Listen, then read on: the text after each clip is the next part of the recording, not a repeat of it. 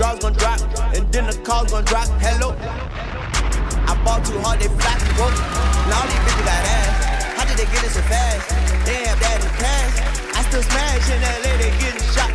Bitch, I know the dots. In my yeah, we on the yacht. Yo, bitch, know where we dock. Hold up, I ain't from the know ya, but Tunch is still a soldier. And wrestling beat the soldier, cause he was real Magnolia, yeah. And I fuck these hoes if I don't doze off on that drink. If I do, bitch, you to blame. Coochie lane, we stank. It better be the only thing. Big bank, take Lil back, you know the game. All you bitches want your Carter, your Carter. The fireman and fire starter need water. All of your bitches, they poo. All of my bitches, they new. They got more bitches than you. All of these hoes in cahoots. But my bitch keep me in the loop. She blow me like hot camera soup. My waters come out like a troop. Innocent boss near the oop. Enjoying my financial fruits. I'm in a pineapple coupe. Passing you up like you. Turn the head like a screw. Get that hoe a tip. Enough to buy a whip. Get that hoe some sip. She fall asleep, I dip. I'm rich, bitch, money, Mitch. What's in that bag? 14 bricks. You got 14 bricks in that bag? Used to do Mike, the double check. money. Used to be like that with the dude that stopped the shanty. Used to be in Holly Grove with dudes that cut the bodies. Told you got so many hoes, they call me John Dottie. To your bitch, I'm Mr. Biggs, my nigga Brian Osley. I'm kamikaze and you niggas Ronda Rousey. It's New Orleans, really rock. Drop it to the socks. Over your Charlie, the ones that haven't dropped. Wait for Carter Pop to drop. Okay. It's the rock. Yes. Tell them bitches it's the rock. Yeah, yeah.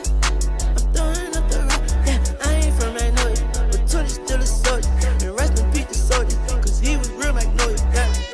JYT, what up? I see you, boy. You heard?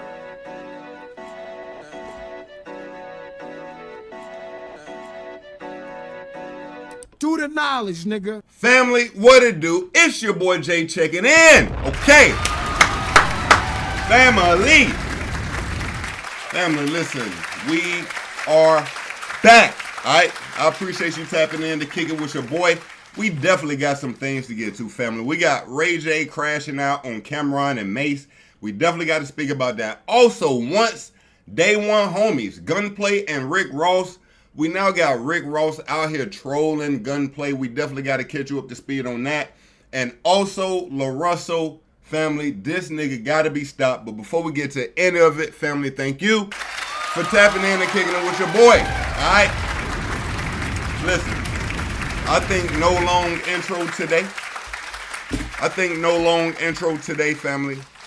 I think we get right to it. All right? Right to it. I hope you're having an amazing day, family. Let's lock in. Let's have some fun. Talk to your boy, man. We here. All right? So, boom. What are we gonna start with? Family, I think we start with Ray J. Family, Ray J is out here laying down the law behind his sister, Brandy, okay? He's not playing. So, what happened? Family, what happened? Sean, Mace, and Cameron were on Cameron and Mace's show, and they started speaking about some old times that involved Brandy. Let's check it out, family. All right? Let's check it out. Again, I appreciate you tapping in, kicking it with your boy. Please drop a like.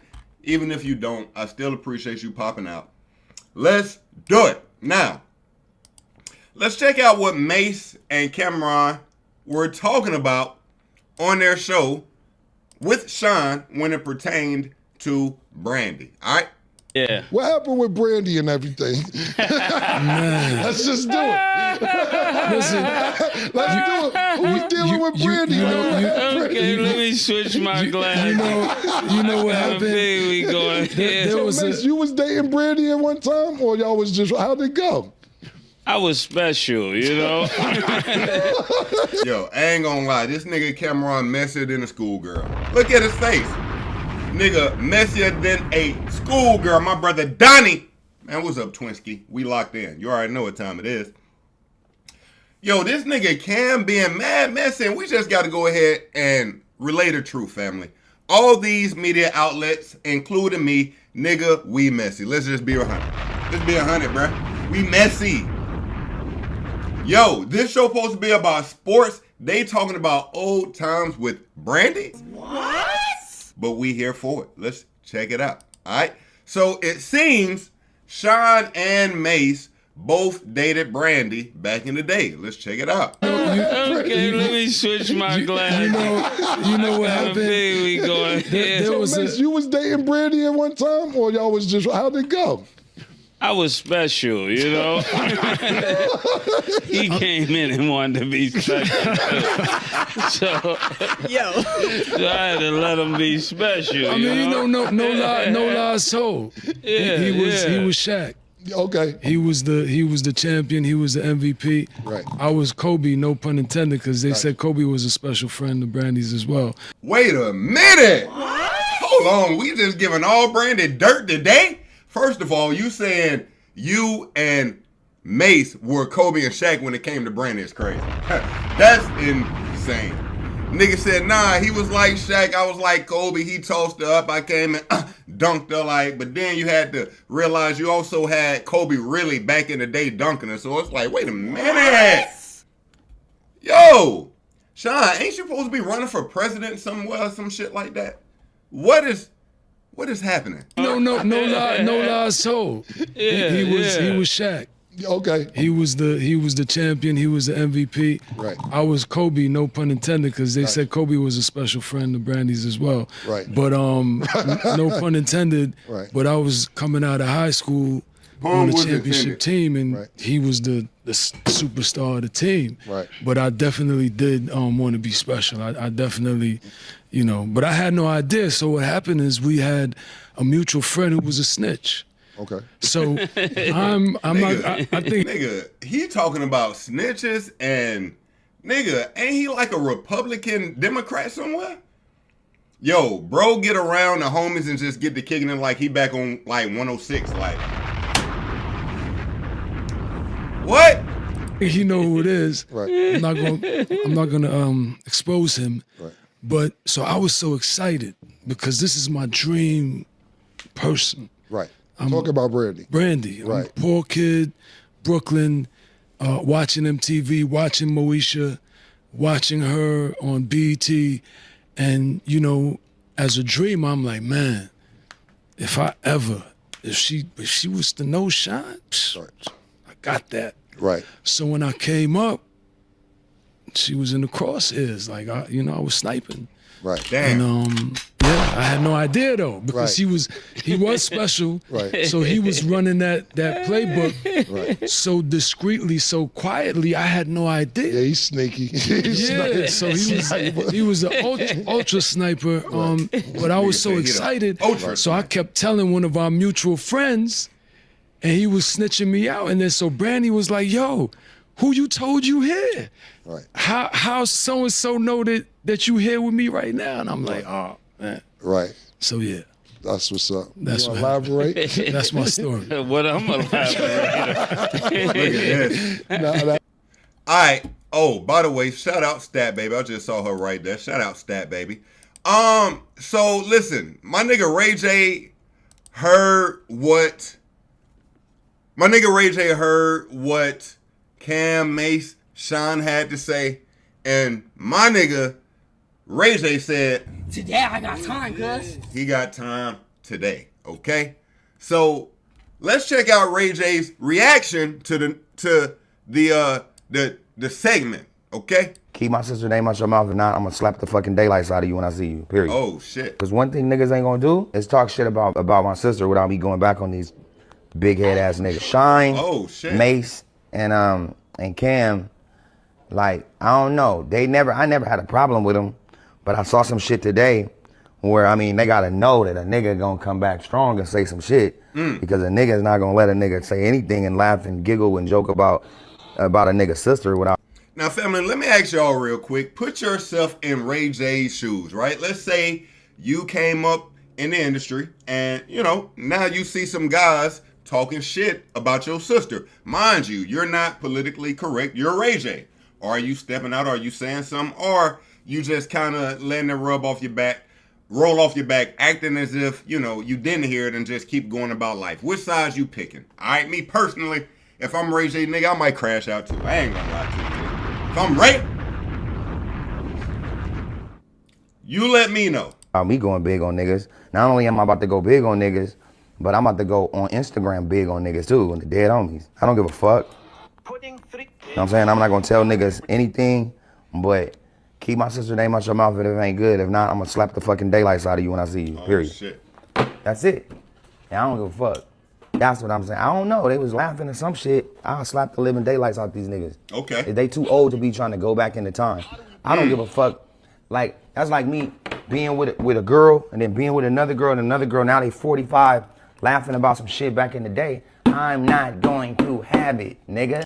I do agree with that a little bit now. I got to give Ray J a good point there, you know, because what Cameron brought up really had nothing to do with nothing. It's not relevant today, but knowing you got two Eskimo brothers in the room, now you want to bring up mess that is supposed to really be kept behind closed doors. Let's be honest.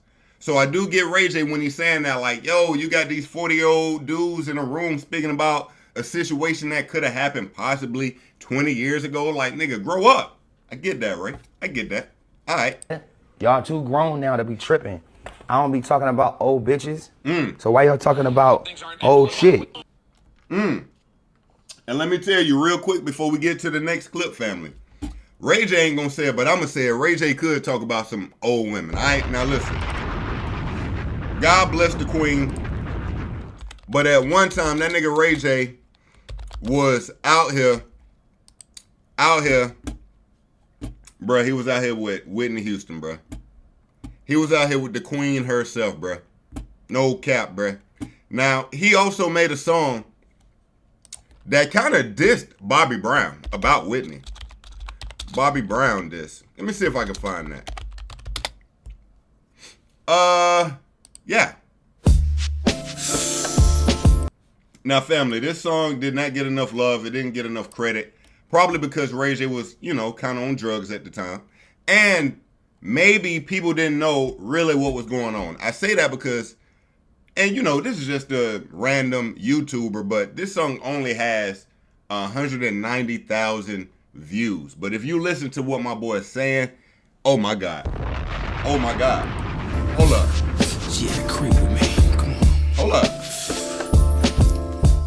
Yes, family, if you did not know, Ray J was indeed cracking Whitney Houston at one time. He definitely was. No cap. No cap.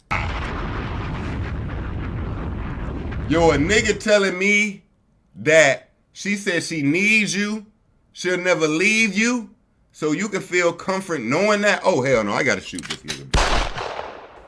Family, did y'all know Ray J and Whitney had a little thing? Ray J, Whitney Houston, love fling. I bet I can find something like that. The strange relationship. Ray J breaks silence on Whitney Houston relationship. Like, yeah, family, this thing was a real deal spill. All right, let me see some. Let me see here. Okay. Ray J. All right. This was in 2025, published last year in July. Ray J breaks silence on rumors about Whitney Houston's death. I didn't murder her. We were in love. Ray J opened up for the first time about his relationship with Whitney Houston and the rumors that he played a role in her tragic death. Now, family, God bless Whitney. We don't have to go through the entire storyline. The point is this: Ray J indeed had a freaky love affair with Whitney. Okay, God bless her. It's my baby too.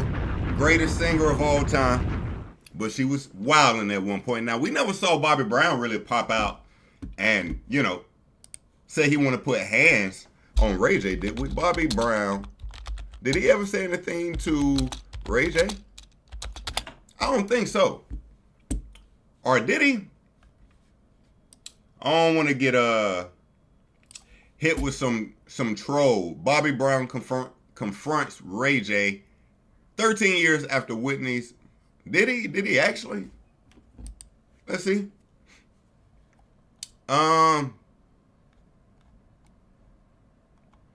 Let's see. I think this could be real.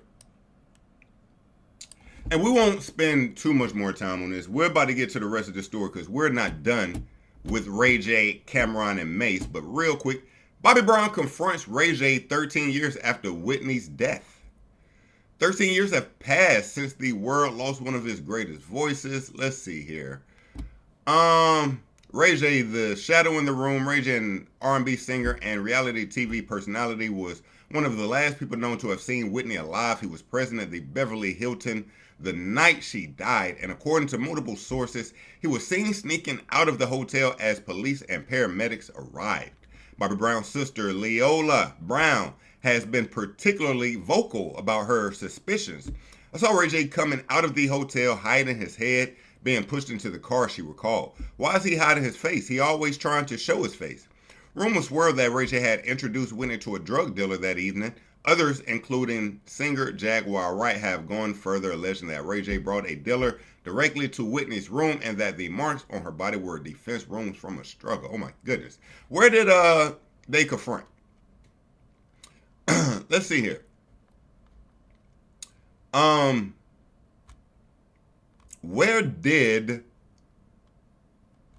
Bobby Brown confront, though?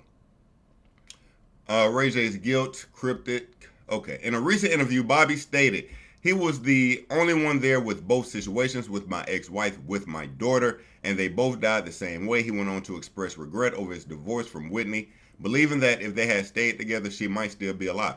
I didn't know they divorced. Whitney and Bobby divorced before what? I did not know that. All right. Listen, man. God bless the Queen. Ray J has a wild past. Let's leave it at that. Now, let's pick back up, family. So, Ray J gave us a fair warning that he was about to light these niggas up on the internet and Instagram. Well, family, we have the light up. Let's check out Ray J really saying how he feels about Cam and Mace. Nigga, all three of y'all is like the Three Stooges, nigga. And y'all looking real attractive. Whoa, whoa, whoa, whoa, whoa, whoa, whoa, whoa, whoa, whoa, whoa, whoa, whoa. Why did he grab his groin when he said they looking real attractive? Wait a minute. Ray J. Ray J? I mean, y'all notice that? Y'all see that? Nigga, all three of y'all is like the Three Stooges, nigga. And y'all looking real attractive. So when I see y'all niggas, y'all better not have that skirt on, nigga. Y'all better pull y'all panties up. You know what I'm saying? For real. I see y'all. I know where y'all at. I know where y'all at. Y'all be slipping too in Vegas, walking around the wind. Oh, snap. Acting like y'all winning. Nigga get some money. Hey, that's a bar, walking around the wind, acting like y'all winning. Okay. Hold up. You have to do 5,000 shows. Fucking bitch. Okay. Fuck y'all niggas. Hoe ass niggas. Give you a venereal, nigga. What? He said a what? Terrible is crazy. Hold on, let me charge the computer. Nigga said a venereal. Blood on everything, bro. I give these niggas a venereal disease that they ain't never had before. What? I tattoo the fuck out these niggas, blood. Bend y'all niggas over, bro. Hit y'all from the back like this, nigga. What? Ray J, those are men. What is you talking about right now, Ray? Look at him. He looking dead in the camera. Smacking fake booty, air booty. Yo, wasn't Ray J just dying about a week ago too? Like, what just happened? Like, his eyes was bleeding. Y'all remember that? How did we go from worried about our health to cracking men? How did we get to cracking men? Like, I skipped an episode somewhere. Like, I got to rewind my Netflix. I must have fell asleep. Yeah. Fuck punks. We're Bussy Baby. We're back shots. Y'all come in and get something too, nigga. Man, wait a minute. What in the... Bruh. Nigga. What? Who? Nah, I ain't hearing this clip. Family, I ain't heard this whole clip. again, who?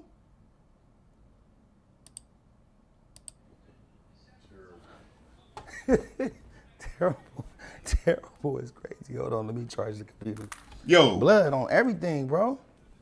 I give these niggas a venereal disease that they ain't never had before. I tattoo the fuck out these niggas, blood. Bend y'all niggas over, bro. Hit y'all from the back like this, nigga. Fucking punks. We're Bussy baby. We're back shots. Y'all come in and get something too, nigga. Nigga, what in the Guardians of the Gay Galaxy is that? What? Who? The fuck out these niggas, blood. Bend y'all niggas over, bro. Hit y'all from the back like this, nigga. Fucking punks. We're Bussy baby. We're back shots. Y'all come in and get something too, nigga. Bussy baby and back shots. Nigga, if anybody ever say, well, Bussy baby and back shots and they supposed to be looking for me, and one more for Bussy baby. Hold up.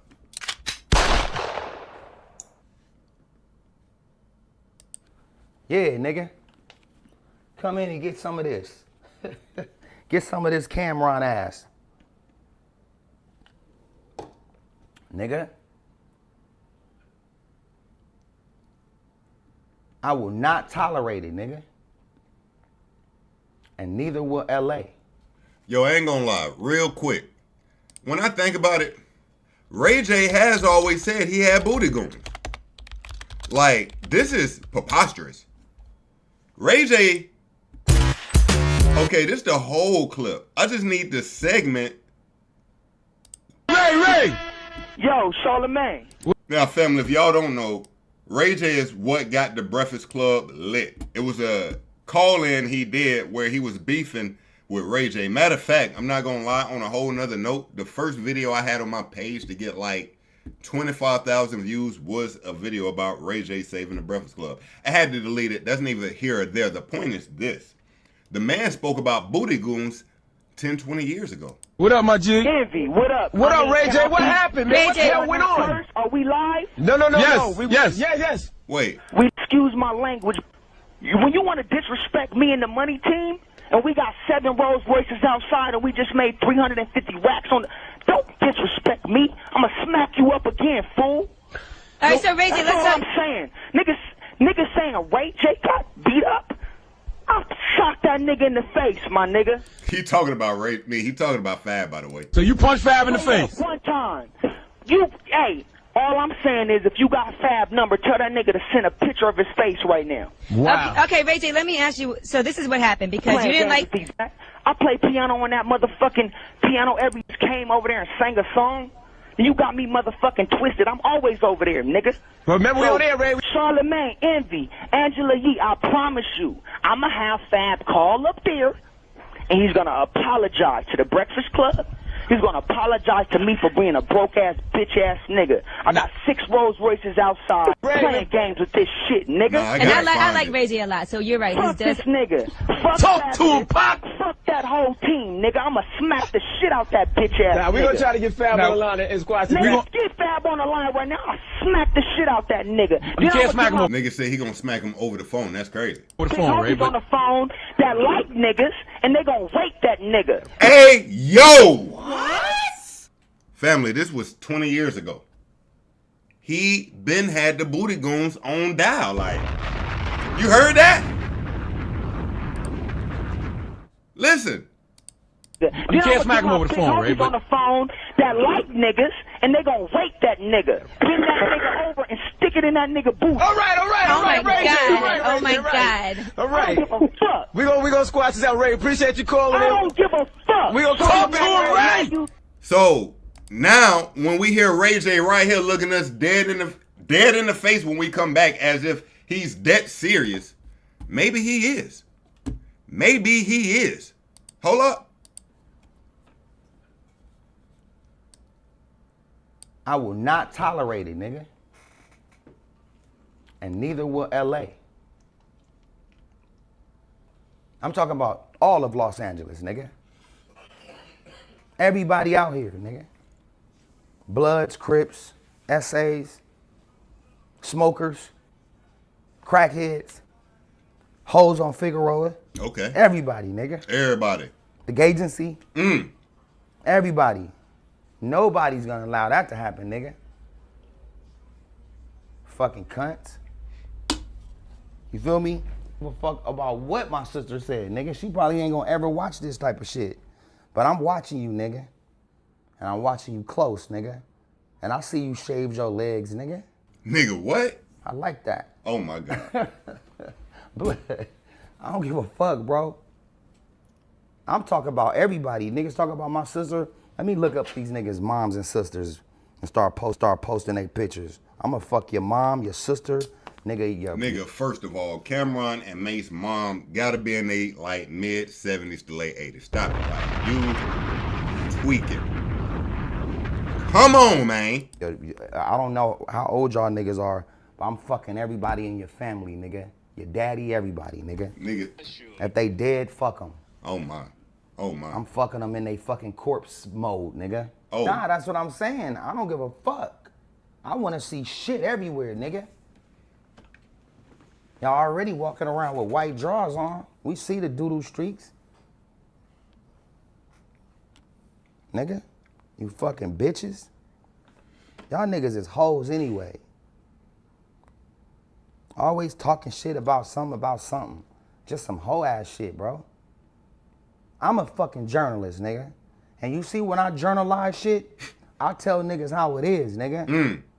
Y'all niggas, I'ma have all y'all niggas on my finger, nigga. You, and you. All y'all niggas stink. Nah, this nigga here is different. Nah, this nigga here doing the most. He different. The nigga said I'ma have all three of y'all on a finger, and then he sniffed his fingers. What? Oh, Ray J. Like. Nigga. And I love it. You fucking clowns.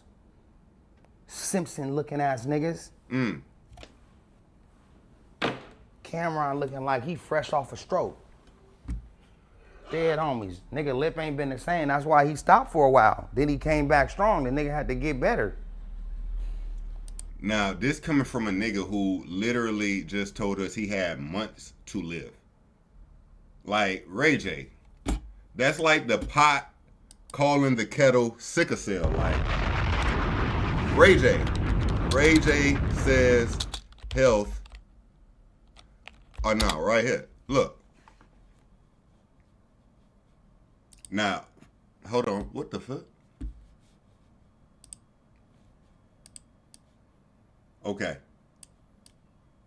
Right here. Ray J has revealed the doctors told him he only has months to live due to severe heart issues, with his heart functioning at just 25%. Now, first of all, I pray he was trolling, because this is OD sad, right?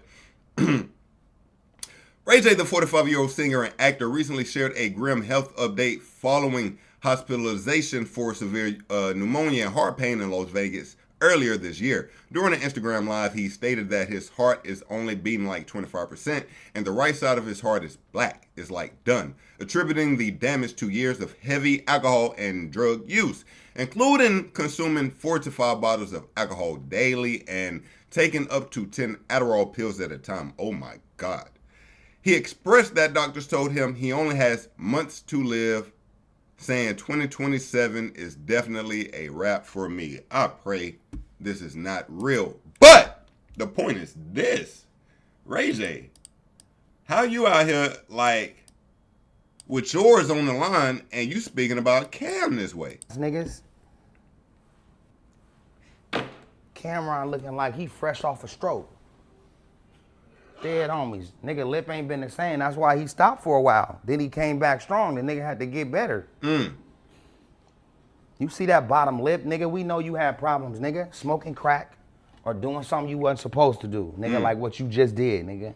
Y'all keep my sister's name out y'all mouth before I put my dick in all y'all mouths. Okay. Nigga. All right, Ray J. Y'all little bitches. What the fuck?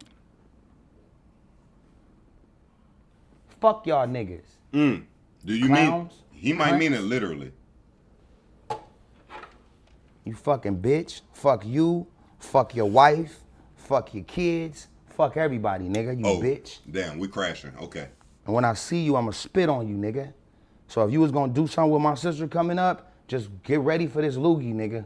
Cause it ain't gonna be watery, it's gonna be mucusy. Right in your motherfucking ass, nigga. Hey, yo! Ray J, bravo. Fuck it. What the fuck?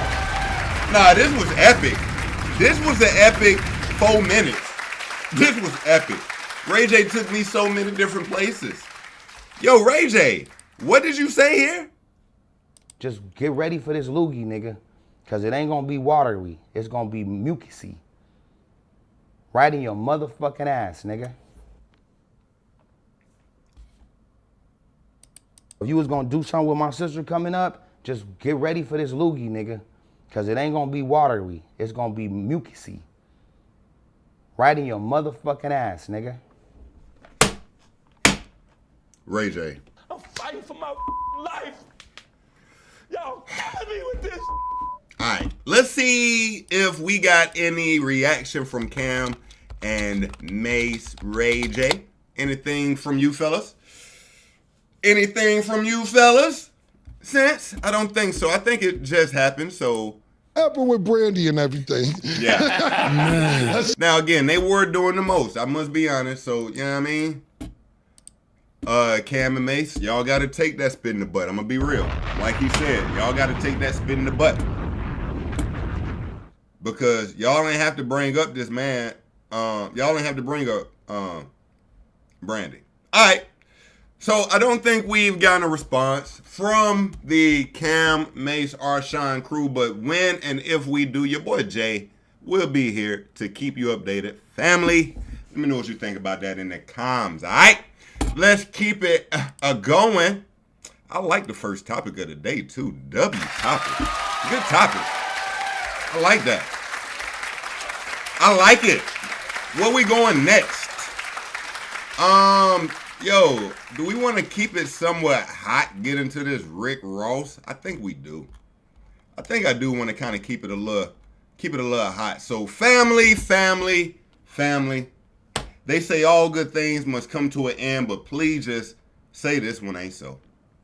Day one homies, Gunplay and Rick Ross seem to now be at odds, stemming from Gunplay feeling like Rick Ross essentially didn't do enough for his career. Let's start it there, and let's keep it going, all right? Let's start there.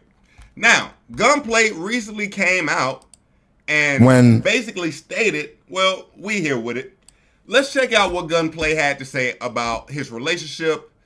Well, let's see what Gunplay had to say as far as being an artist under Rick Ross and his current relationship with him, right? It was Ross' turn, and we was on the road, and we was doing everything, and then when everybody was a group effort. When it was Gunplay's turn, it was crickets. You see what I'm saying? So it's like it was hard for me. What you want me to do? Nobody's. It's like I got hit records. Nobody's giving me a budget. Nobody's doing nothing. So what you want me to fucking do? Hit. What would you like me? What would you like me to do? Do more? Do more? Give another hit record and do more and never get no money? Or would you what you want me to see is go back in these streets and go ahead and tap these pockets, right? Like I have to do. You see what I'm saying? Like this is what I did. This is what I didn't want to do. Right. You see what I'm saying? But since niggas don't understand and niggas want to be, oh, okay, we don't know who Gunplay is. Fuck, nigga, give me that chain. Let me get all that because I'm back. You see what I'm saying? That was literally a cry for help for real when I look back and see that now. Yeah. You know what I'm saying? Let me get that. Right. Let me get that. So you showing them like I really would do this. Yeah, push me back in the streets. So I mean, what you really want me to do? Like, I'm for everything. I was down for the program for over 10, 15 years. Definitely and it's my turn. And then nobody lifted a finger, made a phone call or nothing for the old boy. You see what I'm saying? So what you want me to fucking do? That's crazy because you have some killer features. Outside looking in. But then when you sign. So, first of all, what is this angle? I have no idea why we're looking at this dude instead of seeing Gunplay right now. Nevertheless, this is what Gunplay is saying. He was producing as an artist under MMG, but when it was time for his album to drop, there was no budget, there was no money, there was no funds, although he felt he was producing and being productive as an artist under the label. When I'm signed to a label like Maybach Music, I'm my hands tied. It's all up on the big dog. And then if he don't want to get me a budget, then he won't get me a budget. You and Ross aren't close anymore? I ain't gonna lie, like not really. As of lately, nah. I'm, you know what I mean. But you know, y'all don't talk at all. Nah. Was there anything that the industry did to you that you've never publicly said out loud? Say it one more time. Was there anything that the industry did to you that you've never actually publicly said out loud? I mean, I could go in. I could guess. They had me motherfucking. They had me selling my publishing. Basically, sold my publishing for $50,000. They gave me $25,000 up front. We never did a second Triple C album for me to get the other $25,000, but I still ended up paying back $50,000. What? Yeah. Sony ATV, this is facts. And then my first album that I dropped, Matt Middleton and a bitch named Megan Price that was managing me at the time, they thought I was cooked.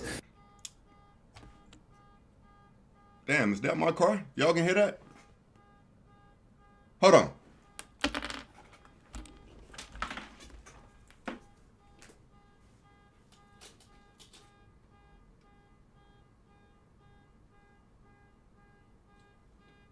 Damn, that ain't my car. I wish somebody fucking...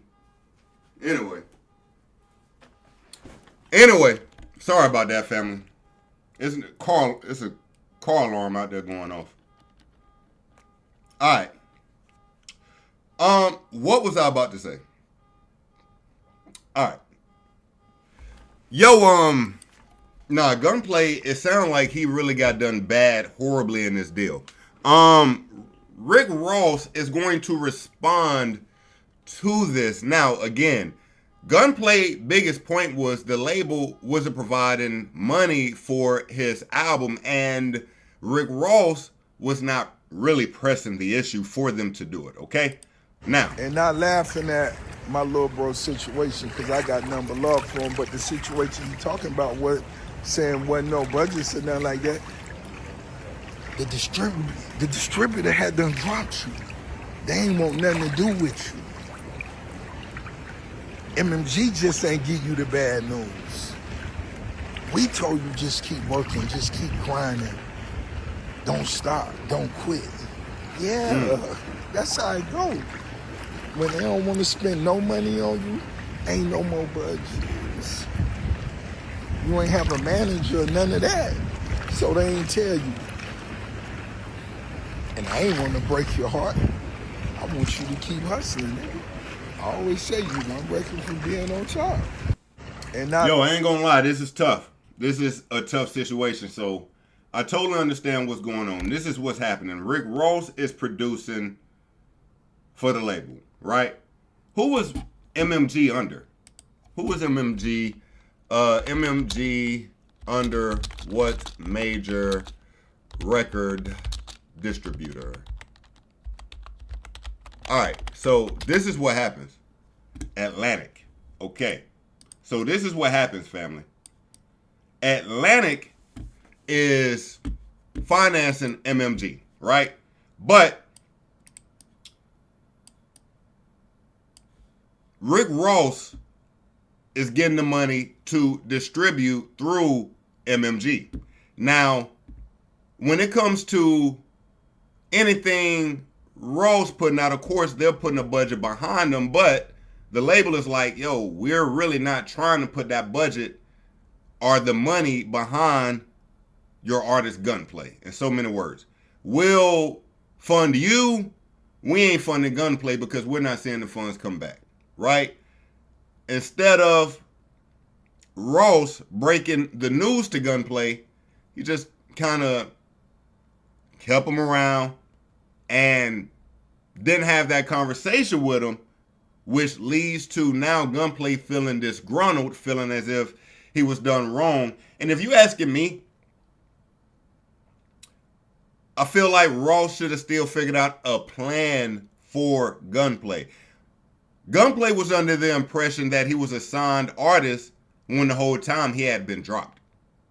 Ross never made that clear to Gunplay So Gunplay is pretty much waking up every day under a fallacy. When in reality, you should have kept it real with Gunplay. You know, it's one of those situations, even like Dipset. Although Jim Jones was always with Dipset, he was not signed to the same label as Dipset. He was signed to Koch.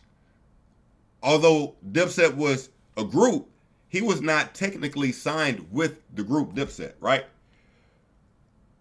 Gunplay is a guy who we've seen with Rick Ross literally since the beginning. Rick Ross, hold on. We've seen these guys together literally since day one. 1 year, Umamusume, Bourbon in the lead. Todd Hoyser with a good start. On the outside, Yaina, Shiona O, and Kita Black. And truthfully, if I'm being honest, family, I was such a fan of Gunplay. I really like Gunplay. Him and Kendrick Lamar have a classic song. Money ain't well. Like, we speaking day one homies, right? Day ones. This was 16 years ago. These guys came in the game together. Gunplay was always his dog, but now we're looking at Ross essentially tossing him to the side after he's gotten the, what you could say somewhat what he needed out of Gunplay, right? Gunplay featuring Kendrick Lamar. I think this is one of his more classic songs. Wait a minute. What the hell? That's Lefty Gunplay. I'm talking about, yeah, cartoons and cereal. Family, y'all ever heard this?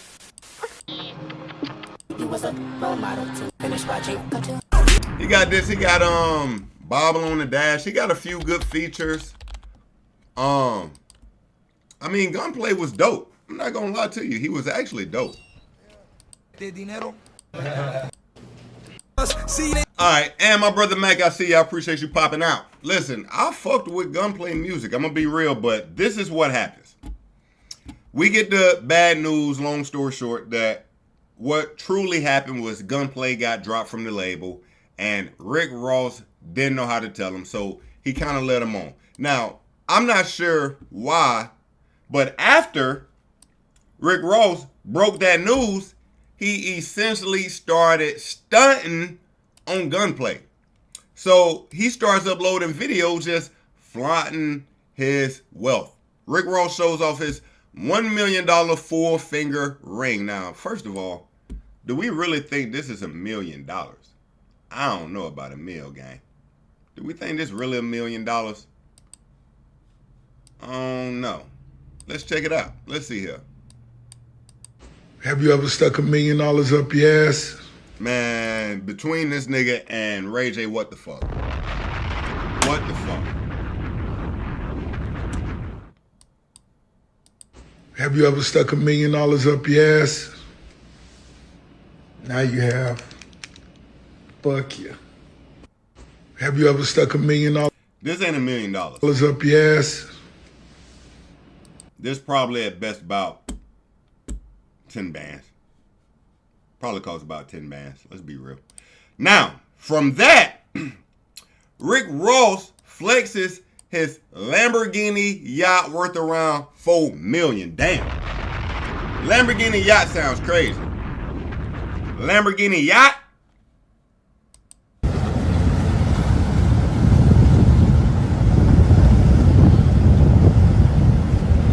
You see, the pictures don't do it justice. When you see it like this in the wild. Alright. Alright.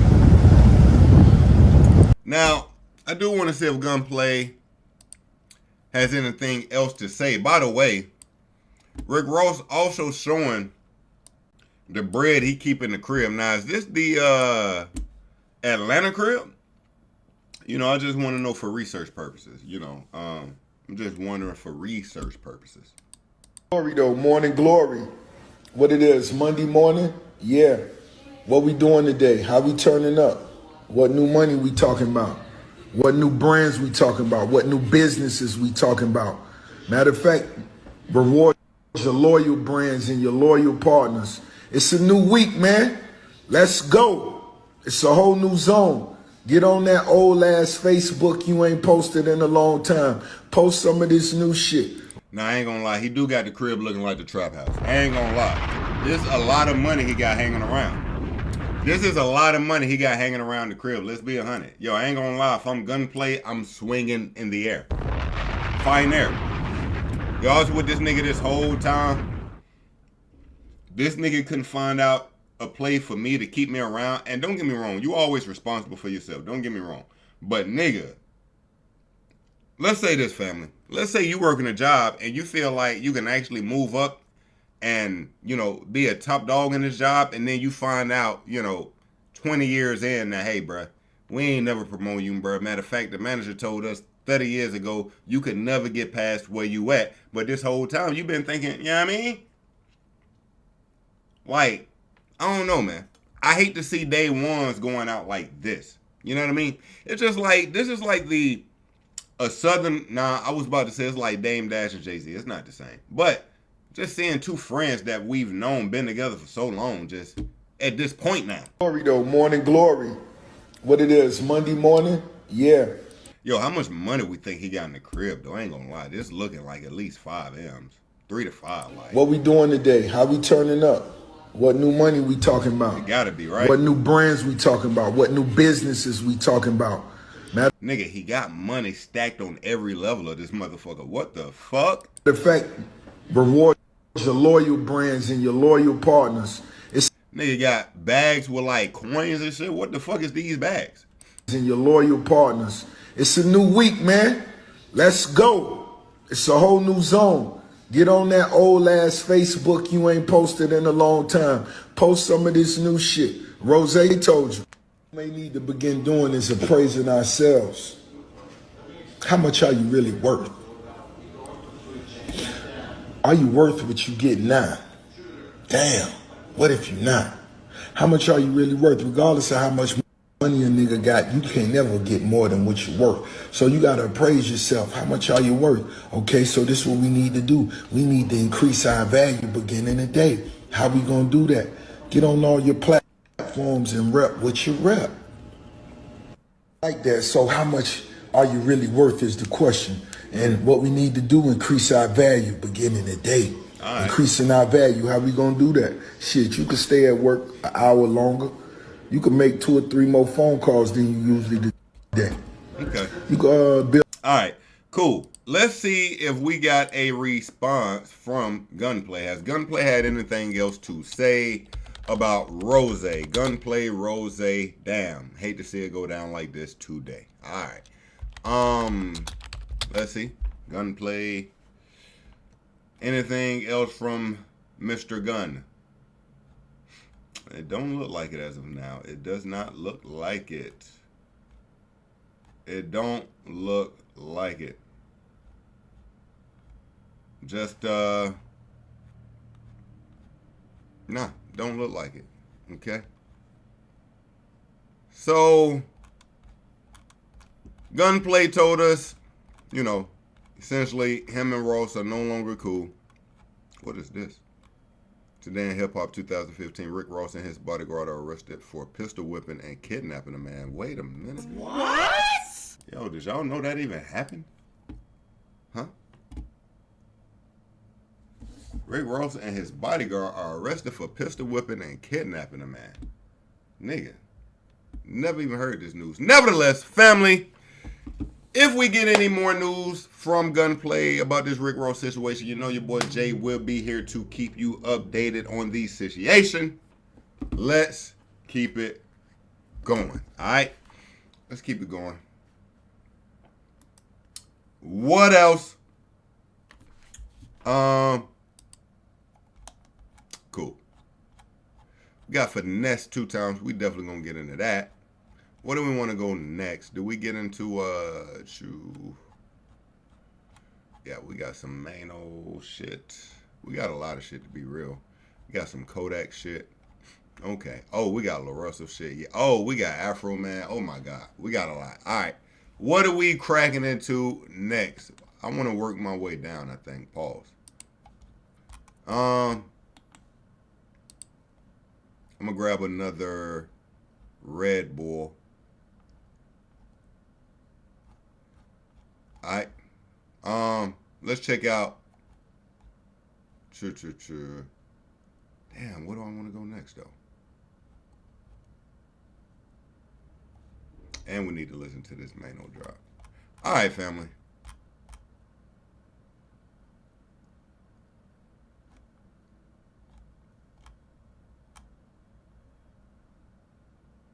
Okay. Give me 2 seconds. Check out Yachty. About to go grab a drink. And I was like, I'm gonna do this shit. You know what I'm saying? Like, I always, I ain't even really believe in manifestation. I just used to like say this shit. I was just that cocky. You know, like I was just saying, like if you want to make it in anything, you literally, unless you like a athlete, like as a creative, if you want to make it, you literally have to be delusional. You gotta be like, nah, my brand is the shit. Nah, I'm fly as fuck. Nah, I'm the best rapper. Whatever it is, you gotta really believe that shit because people attract to energy, right? So if you walk around like, and you just like, you rap your ass off, you like, nah, you know, you own that shit, people start believing that shit. If you look like a fucking dickhead, you act like a dickhead, people gonna start believing that shit. Perceptions, yeah. You know? Like, it's the thing like, let's take Lil Wayne, for example, right? Lil Wayne is one of the best rappers of all time, right? There is no actual handbook, no actual gatekeeper, no rap god to say that. He is a great rapper. Got a lot of shit. And throughout 2006 to like 2009, every damn person said, I'm the best rapper alive. So what do? We started saying it. Yeah, Wayne is the best rapper alive. Yeah. Because if you show it and you say it, and you have the passion and the confidence behind it, everybody else gonna believe it. Because at the same time, to be honest, a lot of people don't have that confidence. A lot of people don't believe in themselves or whatever they got going on. So you gotta be the person and not be like a dickhead about it, but you just have to believe in yourself because ain't nobody else gonna believe in you until they see other people. You know what I'm saying? And they always catch up. It starts with yourself. Yeah. Starts with you. Starts with you. Lock in, Jay. Let's get it. All right. I think we get into this 50 Cent beef. Family, is a lot going on when it comes to 50 Cent. He is the new Drake in the terms of it's a 20v1, okay? Now, the difference is Drake didn't cause the 20v1 to fall on him, but 50 Cent is out here looking for the beef. He's searching for the beef, all right?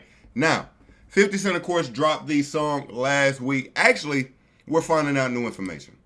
So let's go to Maino's latest interview with Vlad.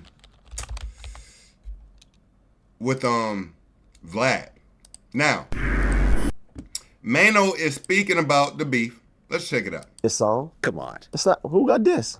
Who got this? Come on, man. Now, Maino just dropped this song called The Algorithm. He's going to speak about it some here. We're going to get into all the new updates when it comes to 50. Lock in. Your boy got you. Listen, though, I listened to it. I think it was a clever way of playing on words, on playing on what it is. I think it was it really is the message behind it. Like, you know what I mean? You know, I was one of the guys that, you know, when that YouTube thing started to take off, I was one of the guys that they was constantly going at, you know? From the Hassan Campbells to the, 050, like I was one of the guys that they was constantly going at. Then I got to the point I was like, I couldn't understand it in the beginning because I wasn't used to niggas talking like that to me or about me, right? So the first thing, we was trying to understand, like, why, like, how is these niggas going at me that never met me, never been in a room with me, never had no real problem with me? I couldn't understand it for a long time. Now I get it. Now I understand that this is the temperature of the game when it comes to that. So I think I found a clever way of getting the message across. Like when I say shit like they disrespect and it says content, that's a real thing because there's a thin line between disrespect and content. You know what I mean? You get on the line and you say deplorable things about me, and then you say it's content, and I'm like, nigga, this ain't content to me. You understand? So I don't really look at it so much as a diss song. I think I sent a few shots. I think a couple of people got caught in that, but it is. Let's listen to that song real quick, and that's a fact, Don, I swear. It's out here. No cap. Let's listen to this song. Yeah, brother, we putting in that pain this year. All right. Maino, the algorithm. All right. Let's check it out. Let's listen to the song. All right. There is a lot about the job isn't actually that fun that I have now automated. He has all the content creators on the cover. Starting at the top left, going down, you see DJ Academics, Adam22. Not sure who this gentleman is. You see Math Hoffa. And I think this is the guy on the Joe Budden pod. I'm not sure who this guy is at the bottom left. If we go to the top right, I think that's Joe Budden. Not sure who this is in the middle here. Vlad. I'm not sure who this gentleman is, nor the rest of them. Here, look, like I told y'all before, I fuck with Maino. I don't judge Maino based off of the most lyrical spiritual bars. No, I know this a real nigga and he coming from a real nigga point of view, POV. So I'm just hearing what he putting down and how he put it together. Now, if you want to put him, if you want to try to have a Maino compete with some of your more lyrical artists, of course, Maino is not going to, you know, he's not going to win that bout. But that doesn't mean he's not a good artist. Not at all. Head bars I would think this would be is that 50 Cent has been calling himself the algorithm, ladies and gentlemen. Algorithm. Let me see here. If we go to 50 Cent's page, actually, hold on. Let's see here. 50, aka Ferrari, F50. Okay, so if you look here, y'all thought I was talking about the Cosbys. I'll deal with Bill later. I am the algorithm. Okay, now you see this video here, no more tricks, no more tries. Maino is going to expose some things that we did not know about this song in this clip. All right. That's what it is. Look how many times niggas in what you gonna play? Let me hear it. Well, no, I'm not gonna play anything. Oh, but you saying I don't understand how all these people talking about me, they don't know me. When you came out with the song Rumors, where you talked about a whole bunch of people that you had never met. Listen. I talk about the rumors in the game. Think about what you're saying. That's different than a nigga going on his platform to call me a snitch without no evidence about that. What are we talking about? How's that the same? Okay, I mean, you started out with the song, I heard the Suge Smack Game. That's what I heard. That was a rumor. Right, but you are still like taking a shot at someone by saying that. I know Game. Game did not take that very well, I'm sure, right? Come on. I get that. But at the end of the day, there are a whole bunch of other people, you know, you mentioned along the way. But you comparing. I mean, it's similar, and I think whereas you taking things that were said on a record and what I creatively made about the rumors in the industry, and you comparing that to a nigga that never met me, disrespecting me. But you're disrespecting people in this song. No, nigga, hell no. No, that's Maino, not this. I love you, Maino, but come on, man. But listen to what I'm saying, Vlad. If a man is saying things about you that is absolutely untrue, that's not disrespect to you? You don't know this Suge Smack Game. That's just one of the things in the... But I said I heard. Doesn't matter. Oh, it does You're still matter. putting it out there. Yo, Vlad, we can argue all day up and down from here to the fucking moon. That you're not gonna make me believe that that's the same thing. Okay. You're not gonna make me believe that's the same thing when a nigga go on his platform and tell me to suck his dick. Like, come on, man, what we talking about? Okay, so if I made a tweet and I said, don't put yourself in it. That's no, I'm not allowing you to do this today. You keep putting yourself into these interviews. We're not doing this. This don't have nothing to do with you. Because first of all, you don't even run your page like that. I'm specifically talking about the guys who run their pages off of, disrespect. I'm talking about the guys who run the pages off of things that haven't been found to be true. So this is why I say it don't matter if it's lies, as long as their page is monetized, right? Because on the internet, only the strong survive. I get it now, right? I take it less personal as I used to take it from before, right? Because, like I said, I was never used to a nigga talking that way about me, or even having that kind of energy toward me. So I don't think the song is so much of a diss, but more or less about the messaging in it. You know what I'm saying? Because who you think really got dissed in there? I do somewhat agree because although he's flipping names the entire song, he really didn't just say an all-out hard diss, right? He didn't just really disrespect nobody. That's the root word of a diss record, disrespectful record. He didn't really just diss nobody. He flipped everybody's name. I guess I took it overall as a diss. I mean, you have that one line, 50 tried to use that N-word Max as a pawn, causing more division in the city, got That's stoned. a fact. You think he playing chess? You think that he didn't know what he was doing? That was a chess move. Everybody gives 50 the credit for being this thinker, right? This chess move. So he understands the temperature between Max and Jim Jones. Mm-hmm. You don't think that like, come on, that's and look at what I'm saying. I ain't saying nothing wrong because all I do is cause more division in the city. That's just causing more division because now it's looking like Max co-signed it. Right, which he did. Right. If you're on the song, you're co-signing it. Right. If you're doing the song, hold on, relax. First of all, relax. Okay. The song had already been done. Do you know that? Which song? That song. The 50 song? It's not a 50 song. It's a Max B song. Oh. Now that's big news. So when we get this video, let's go back to it right here. When we get this algorithm song, we thought this was a song that 50 just made. Come to find out, this was a Max B song he made when he initially was released. All right. You should be polite. And now 50 has gotten on the song. Let's go back to the interview. Oh. See, this is why I said he was trying to use him as a pawn because that song was already done. Huh, okay, I didn't know That's the first song he dropped when he came home. Oh, with the same NWA beat? Okay, got it. Okay, I didn't realize that. 50 got on it later on. Oh. You get what I'm saying? Oh.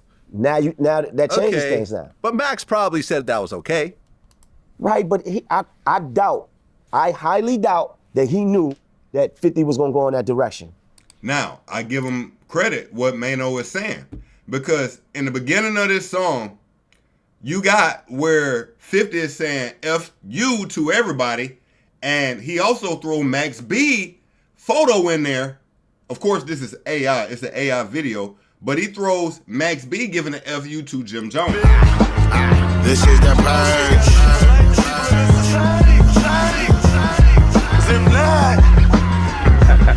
This is what happens tonight. Fuck you. All right, so right here, you got Max B giving the FU to. Fuck you. Yeah. Fuck you. As you saw, Jim Jones and 50 kind of goes throughout the rest of them. So now what Maino was saying does ring true. You're causing division between Jim and Max B when Max B probably don't even want an issue like that with Jim Jones now, but you're stirring up this pot. 50 that is. Because it ain't going, it's not going with, you know why I say that? Because it's not going along with his energy. He just did, that man just gave back 75 years. I don't think he out he's here. not dissing Jim Jones anymore, yeah. Right, I don't think he out here promoting, trying to have problems with niggas. I highly doubt that. You're right. So that was a move on his part. It just causes more division. Think about what I'm saying. If I go shoot at a nigga around the corner and I run next to you and I don't tell nobody, and I ain't tell you I just shot at these niggas, and we get in your car, now you riding with me. Yeah, but in my point of view, I don't feel like it causes division because, like, hip-hop rap battles started in New York. It's inherent. See, this that I'm scared of 50 shit. Like, this that I'm scared of 50 shit. What Maino just broke down made so much sense. And to be honest with you, it's exactly what 50 done before. When 50 was dissing Ja Rule, and you had Fat Joe get next to Ja Rule, and you had Jadakiss get next to Ja Rule, 50 started taking shots at both them niggas. Right? Again, 50 is creating a division, but Vlad, of course, he's also best friends with Tony Yayo. Vlad is going to play more to the 50 G-Unit side just off of that relationship alone. That's a fact. In the fabric of what we have here. I'm saying it's causing more division between people that already are at odds. Okay. All right, so if we trying to get to a space where cooler heads is prevailing, we all getting older, we all got families and we trying to get money and we all here trying to, you know, say, you know what, put things to the past. That don't help. Right. Yeah. So now when you do that, right? When you say, all right, I know what I'm gonna do. I'm gonna put this verse on this, put Matt, and then, you know what I'm saying, and go at these niggas. And now it's like, now what we supposed to do? Now we supposed to go diss Max B now. Right. So if I was like unless you realize sort of what it is, that's which what is the way you explained it to me, exactly. which most people but that's my have point. realized. If I wasn't. But see, now that's why I give 50 his credit. And I got a quick bone to pick with 50. What Maino is explaining right here is how 50 is genius. He's always understood the art of war. He's always understood intimidation. That's why you got so many bloggers, media guys like Vlad, academics. They all are falling to the feet of 50. Okay, none of them won't smoke, and it's because 50 has been able to create this image of a bully. Right now, Maino is breaking down this false reality, and truthfully, I don't see why everybody is still under this bullying pressure when it comes to 50. I'm gonna tell you why. 50 really is like, bruh, when I just found out this nigga really didn't get shot 9 times, that shit broke my heart. I ain't gonna lie to you, bruh. Like, we broke that last string. 50 Cent sensationalized being shot 9 times to make it seem as if he was quote unquote stronger, harder, more gangster, tougher than Tupac. So we all knew Tupac got shot 7 times. He lived with 5 shots, died after getting shot 7 times or 2 more times on that Vegas Strip. 50 literally damn near doubles, right, the amount of times he was shot. He goes from actually being shot 5 times to 9 times to make it seem as if, again, he sensationalized living through that type of adversity. Now, I always tell you, after 50, the gate of you got shot so many times and you survived closed. It was over with after 50. Niggas be shot 20 times, don't nobody give a fuck.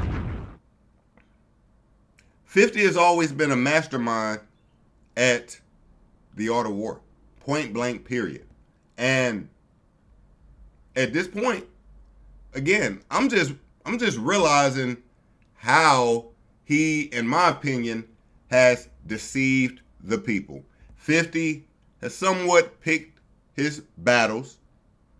He's always not went head first to whatever the beef is. He's figured out a way to do some troll around it. Like, just my opinion. No, he did not get shot 9 times, my brother Donnie. He did not get shot 9 times. He did not. And we spoke about it last stream, family. I'm so behind on edits. I got some videos I need to make. But 50 was shot 5 times. 50 is just bam out of body before bam. All right, let's get back in this video because we got a lot of work today. Let me use the bathroom real AI quick. video, so he puts them in the video. Right. If I wasn't a thinker myself, then what? If I was just like more of a hothead, then it's just then I'm firing at whoever was in the video, right? Mm-hmm. So this is why I said he tried to use Max as a pawn, causing more division for the city, got us torn. Well, you mentioned me in the song. Yeah. You said, as Vlad, live on Gates. Live on Gates. You've been on Gates. Yeah, you're talking about the interview. 100%. Right. But I remember that you were inside the house and we never actually went outside and you were worried about some dudes outside. You kept looking out the window. No, you don't. Cat. Who you on? Yeah. I'm joking. We were totally outside. We were outside. We was outside the whole day. The whole time. Yeah. The whole time. The interview's still up. The interview's still up. Yeah. That's AI, but no, the video's still up.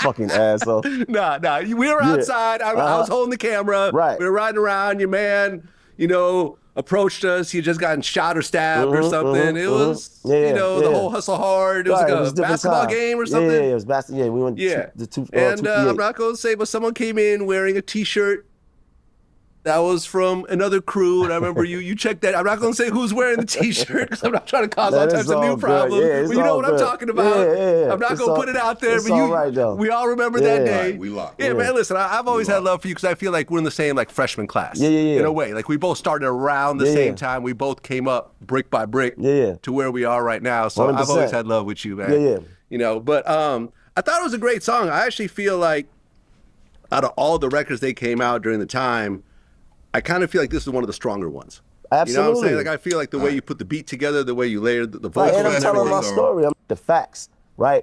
But as far as the song, I feel like I could have went on some dissing shit, like straight up. When I see you, this, that, but that wasn't my energy. I just felt like it needed. It was more about the message. And let me take the names and come up with creative ways to play with the names. I'm 10 toes down. Matter of fact, I zip niggas up. Let's get to that. You see what I'm saying? Like, you get it at the same time. You know what I mean? I dropped school. I wasn't good with academics. I could have disrespected them, but you know what I mean? Yeah, no, I liked how you mentioned all the major kind of platforms. Now, I'm fast forwarding into the stream a little bit, but we're going to get to Maino disrespecting academics. You know the new arc between Maino and academics beef, I'm enjoying it. Now, I will say this. Right now, Ak is more so leaving him out there to fight alone because Ak want to make sure he is even going to make it in this content game. But if you asking me, the Let's Rap About It podcast, bravo. I love it. They dropped today, and I was already listening, nigga. That's how I know he just dissed it. We're going to listen to some of that, too. All right? Just lock in with your boy, man. I got you. Trust me. We got. And then you actually we got some time to go. Show that. You have pictures of all of them, including my logo and everything else like that. I thought it was clever, man. Right. I thought it was clever, and to me, being a lyricist, you know, these days people have their own version of it, but to me, it's someone that could say something. Seeing the way 50 operates, me and him have talked, but we don't have like a close relationship like I do with Yayo, right? So I'm not going to speak into his head, but from my... Yo, by the way, I'm an old school nigga. Nigga, this windbreaker hard. Look at this windbreaker gang. Like, nah, man, old fresh as fuck. I ain't gonna lie to you. Like, I don't know. Okay. My point of view, this reminds me of when Ja Rule dropped the New York record, which was kind of his comeback record during that time, and Jadakiss and Fat Joe were on that record. Suddenly, 50's going to Jada and Fat Joe, not because he has beef with them, but because he's standing next to someone he has beef with. Okay. They're standing next to someone that he has beef with. So I feel like in this situation, this is where you landed. 50 don't have beef directly with Maino, but since Maino was with these dudes, who you got beef with? Jim Jones. Who the fuck is you? Who the fuck is he? What do you mean? Who the fuck is he? 50? But I'm saying this is how he operates. We've seen this before. So what? Okay. So I'm what? not saying you should understand it. I don't give a fuck. I'm just saying that's what I think it is. Listen, if a nigga got a problem, I don't owe no nigga nothing as far as it comes to any level of loyalty, because as far as I knew, that they little back and forth ain't nothing real. That was nothing, because I remember them cool, and they had a little workout, little banter, and that's all this started from. Now he talking about him and Jim Jones right there. Like a post in 2020. See, I remember them going back and forth on Instagram about working out, and then one day Capo put up a picture of Mel Murder, and I liked it. I didn't read the caption. It was Mel Murder. He from Bed-Stuy. I liked it. He locked up. I liked it. I'm saluting. 50 takes the picture of the post. This is what I'm saying. He's so sensitive, right? He take a picture of that post, of me liking it, and says, yeah, I helped this guy before, and I guess he forgot, you got to watch people and all that. And I was like, what? Now, that is kind of sensitive. I understand that 50 may have had a beef, but the problem 50 has is that he looks at anybody who does business with an op as an op, and that's just not always the case. For example, if during the peak of 50 versus Ja Rule, if Ja Rule did a song with, let's say, Big Boy from Outkast. 50 is now going to start taking shots at Big Boy when Big Boy had nothing to do with nothing, but 50 just shoots at whoever is standing next to his op, and that just ain't always the smartest play. I was confused. I didn't understand. So I went back and then I read the caption. I said, oh shit, these niggas going back and forth. So that I goes and puts up the post and say, yo, you overthinking, bro. Like I could never forget about what you talking about. I can never forget about that. And I left it like that. And I don't think we ever really was the same. And this is a nigga that I felt like we had a decent relationship, right? I respect him on his impact in the game, him being an artist that has impacted the game, even his business sense or whatever, right? And definitely respected what he done. But I never knew nothing gangster about him. Now he getting into some territory that, you know, one thing about 50, and it's all coming to me now. Pause. 50 had some history in the streets. That's clear. Some type of history in the streets. What that history is, we truly don't know, but we know he's had some history in the streets. What happens next, though? We know he got shot 5 times, and he is then signed to Dr. Dre, Eminem. What happens when he's signed to Dr. Dre and Eminem under the God of knowing he was shot 5 times? Let's market him as the guy who survived anything. Let's put a bulletproof vest on him now, right? Let's market him as this big gangster. But the truth is, we don't really know what 50 really done in the street. We really don't know. Like, I don't even know if 50 ever really did a bid. Did 50 ever really do any time? 50 Cent, I'm sure he probably did some like overnights or something. 50 Cent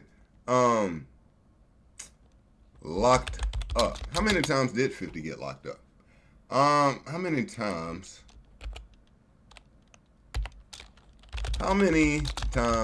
did, let's see something real quick. Did he have a history like that? Let's see here.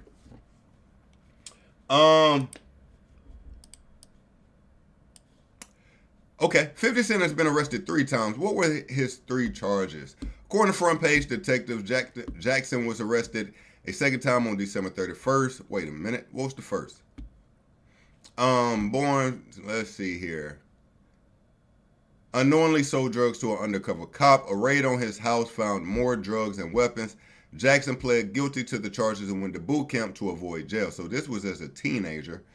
He continued to sell narcotics after his release. All Music reports that his debut album was on the verge of being released on May of 2000. Then 25-year-old shot 9 times. Jackson survived, but 2 more arrests. Let's see. Jackson was arrested a second time on December 31st, 2003. He parked his car in a no-standing zone outside of New York nightclub. What? Police searched the car because of his tinted windows and found 2 loaded guns. Although he was charged with 2 counts of criminal possession of a weapon, Jackson posted bond and was released from jail. So that's really nothing.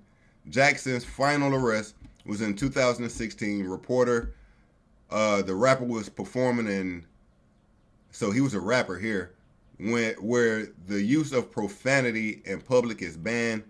So really the only time he's truly been arrested, he was a teenager. Okay. Let's get back. I ain't never had that respect for him, and I think that maybe because I was showing so much grace and giving him his flowers for so long, I think that kind of got devalued, and maybe thought that. Did you think that I had extra respect on some gangster shit? Because I never did. I never believed that. I had no reason to. Well, meaning what exactly? Meaning that you don't think that he did gangster activities at various points throughout his life? No, I don't know. I have no way of knowing that. Well, and I don't want to make this whole interview about him, but listen, let me say this.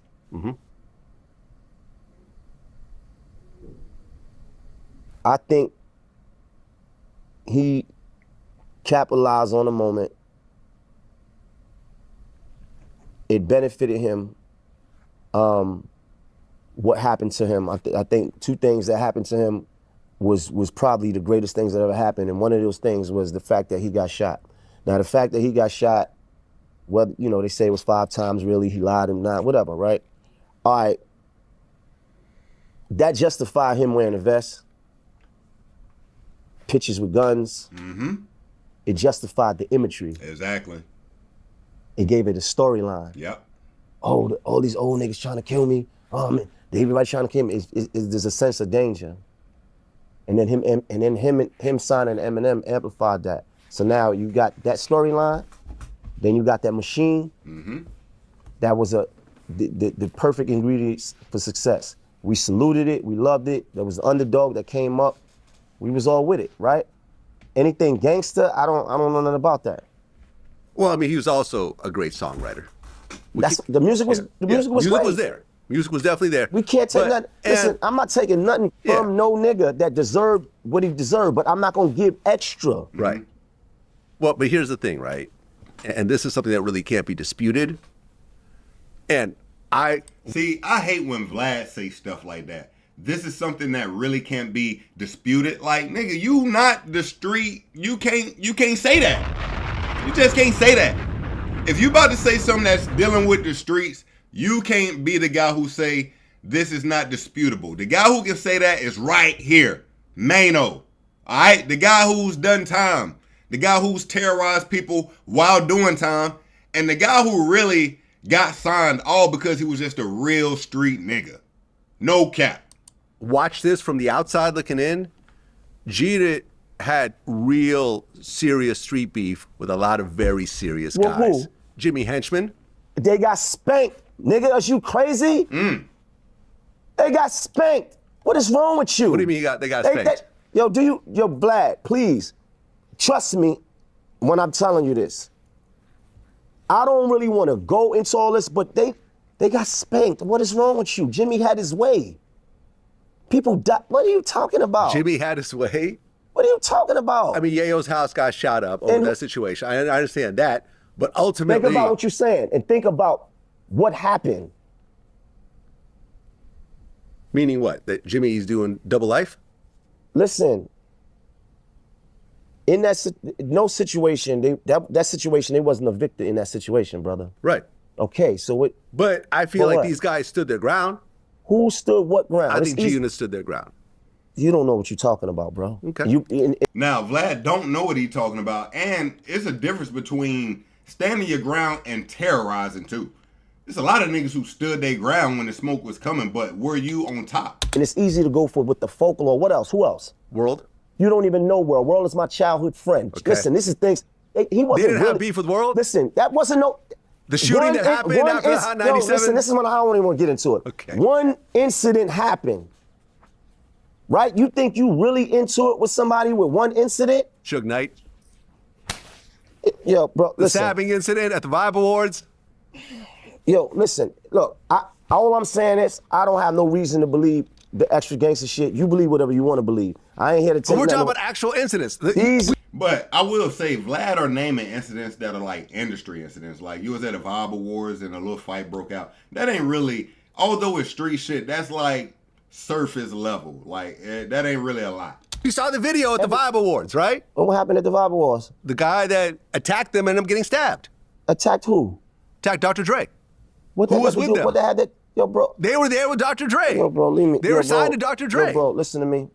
Yo, Vlad trying so hard to like be like part of the street politics and act as if he know what he talking about. Like he yelling so crazy. They was with Dr. J. Like what is? No reason to believe the extra gangster shit. You believe whatever you want to believe. I ain't here to tell you. But we're talking about actual incidents. We saw the video at the Vibe Awards, right? What happened at the Vibe Awards? The guy that attacked them ended up getting stabbed. Attacked who?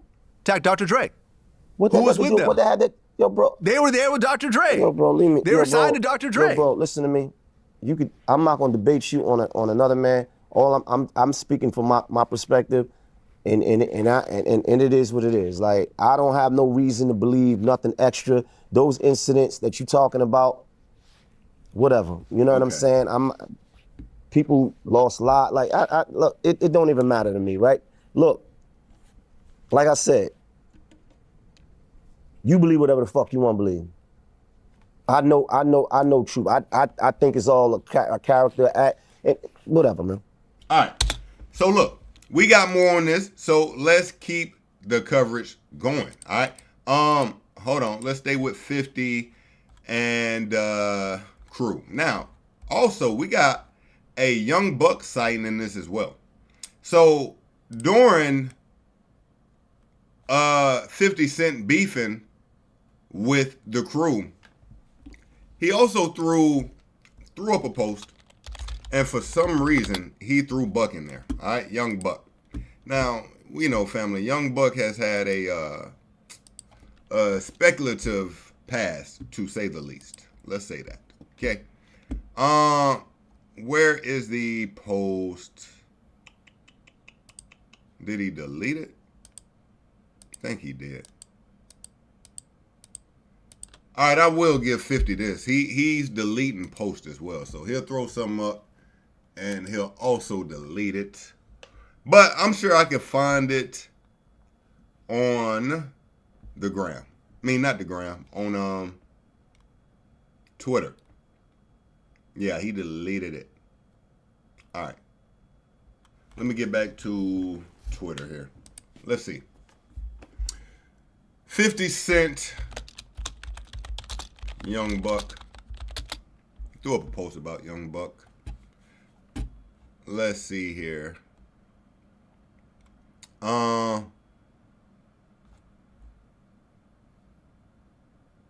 Yes, it was included in this post. It's fine. So, family, essentially, it was an AI photo. It was an AI photo. I do want to find it if I'm being real. But it was simply an AI photo that 50 Cent threw up about Young Buck. 50 Cent, Young Buck, AI photo. Will that do it?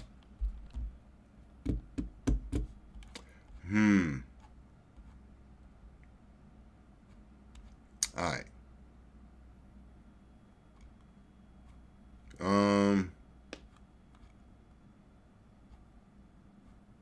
Okay. Here we go. There we go. This is it, right? Oh, that's what it was. Okay. So, it wasn't that 50 put up an AI photo of Young Buck. What he did was put Bro-Rilla in an AI post, and in the caption he says, they mad because you up. Speaking about Bro-Rilla. They mad because you up. Young Buck kicked out, you in the group. At least I know you ain't looking at my ass. LOL, man. This nigga 50, dog. He is funny. He is funny. He trolling, right? Right back at the bullshit. But again, this is how he masterminds. Now, Young Buck has spoke about this situation. You know, at one time, Young Buck had gay allegations on his head top. Let's see if we can find that real quick. Young Buck explains. That should pull it. Young Buck explains. We all know. Young Buck explains. Young Buck on being catfish and secretly recorded. Right here. Yo, we got to give it up for Vlad. He got everything. God damn. Right back at Vlad. Well, 2018, a video came out with a transgender, and people were saying that it was you. You denied it. You said, let me go on and address this real fast, real quick. Ain't shit gay about me. I ain't got no problem with no gay people. Whatever the fuck you dudes, you know, thought you seen on the tape, that ain't no motherfucking tape and no motherfucking punk sucking my dick. Facts. The transgender person, Glamour Perfect, ended up apologizing. She said, first I'd like to start by apologizing to David, aka Young Buck, his family, friends, anyone who's been offended or hurt by the video that was recently posted on my page. But you know, this became a media circus. Without a doubt. And it's crazy because when the shit first happened, man, just to be as honest with you, it fucked me up like it would fuck anybody up. You understand what I'm saying? And for me, it was one of them situations where I reacted not even seeing the video first because I know where I stand at. Like I say, I ain't got a problem with them people. That wasn't me. But when I seen the fucking video, I said, damn, that is me in that fucking video.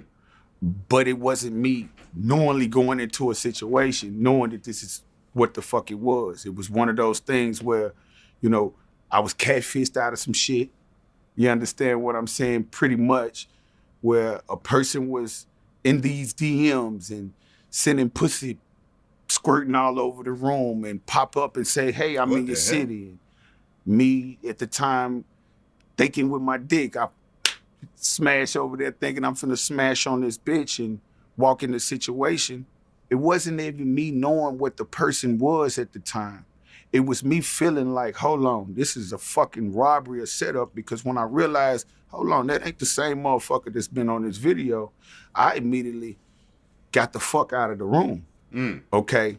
So from there, that's when I guess the motherfucker was, it's clearly a situation where they were using it to try to set me up for whatever reasons or whatever they was trying to do, because when I seen the shit, I could see the way the camera angles and shit was set up. Okay. But there was nothing that came from that. It was me getting out of the room honestly thinking that it was a fucking setup from a bitch, because nothing came from it. I approached the situation like, hey, put this motherfucker in your mouth, because from the understanding of what it was throughout these DMs and texts at that time was, I'm on my period. So I was basically coming in looking for the goddamn head out the bitch. But it ended up not being a fucking bitch, and I end up not getting no fucking head from this motherfucker in no kind of way. So for me, you know, dealing with the whole gay shit or whatever, I honestly, the shit don't fuck with me now. But yo, let me see if we got this video. Like, is this video out there? Young Buck exposed? Is it out there? It's been uploaded. Young Buck exposed. Somebody or however, you call me from a block number. Do you realize where you're at? Yes, I do. Like I'm fucked up right now. Chill out, man. Chill the fuck out. Did you hear when I told you to take the shit down, issue the statement? I'm finna get. Now, this is audio of Young Buck begging the Transformer Glamour Perfect to take video down. Offers $2,000. Oh, Lord. This shit cashed out to you. If the shit, if I don't hold up my end, then you go back on your end. No. You hold up on your end first, and then I'm gonna do what I said I'm gonna do. That sounds right. That sounds fair. Let me tell you something. What part of that sounds right when I'm the one getting the damage done to me? I'm getting the damage done to me too. You're not the only one. The same time, the same people coming at you. Oh, the train of gaslighting of death. Transformer. Gaslight of death. They coming for me too?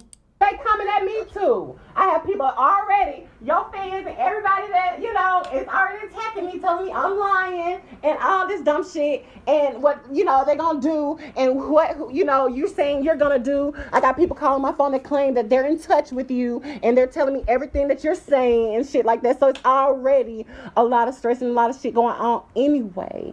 And that's what I knew. But like I said, at the end of the day, do this.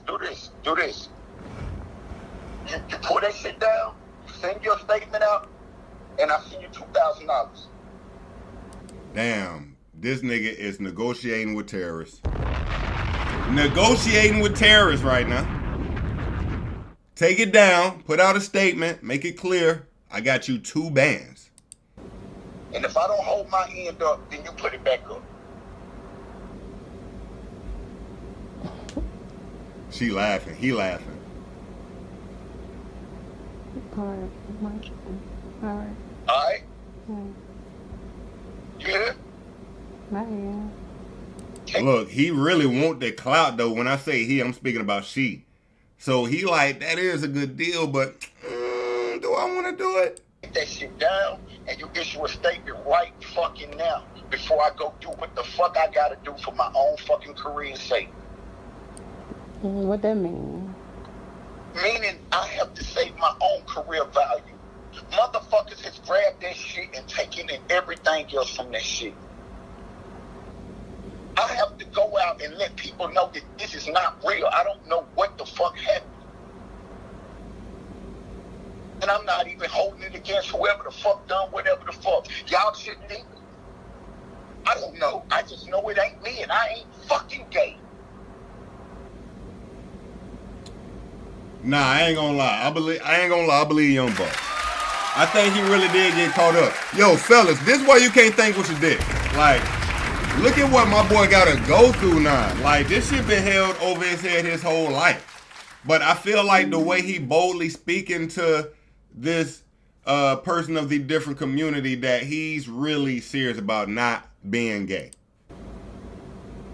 Why just want to keep it real? The world ain't gonna end.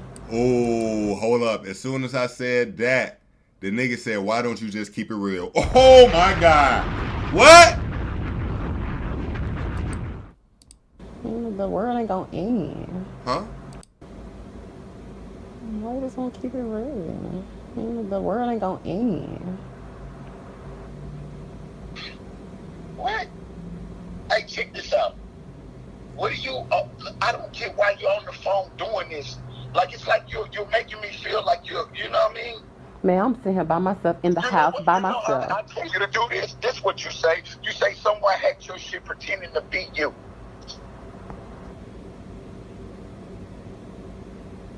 This is why you can't get my account hacked bars off no more. Like, niggas was saying some bullshit and then saying my account was hacked. Nah, nigga. What? Nah, nigga. Yeah. That's what you do.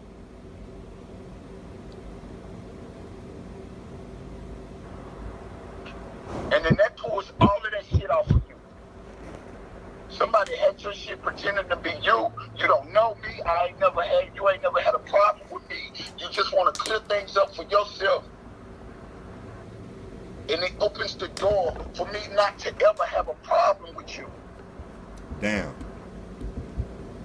And for every nigga and everything that's going on to be stopped.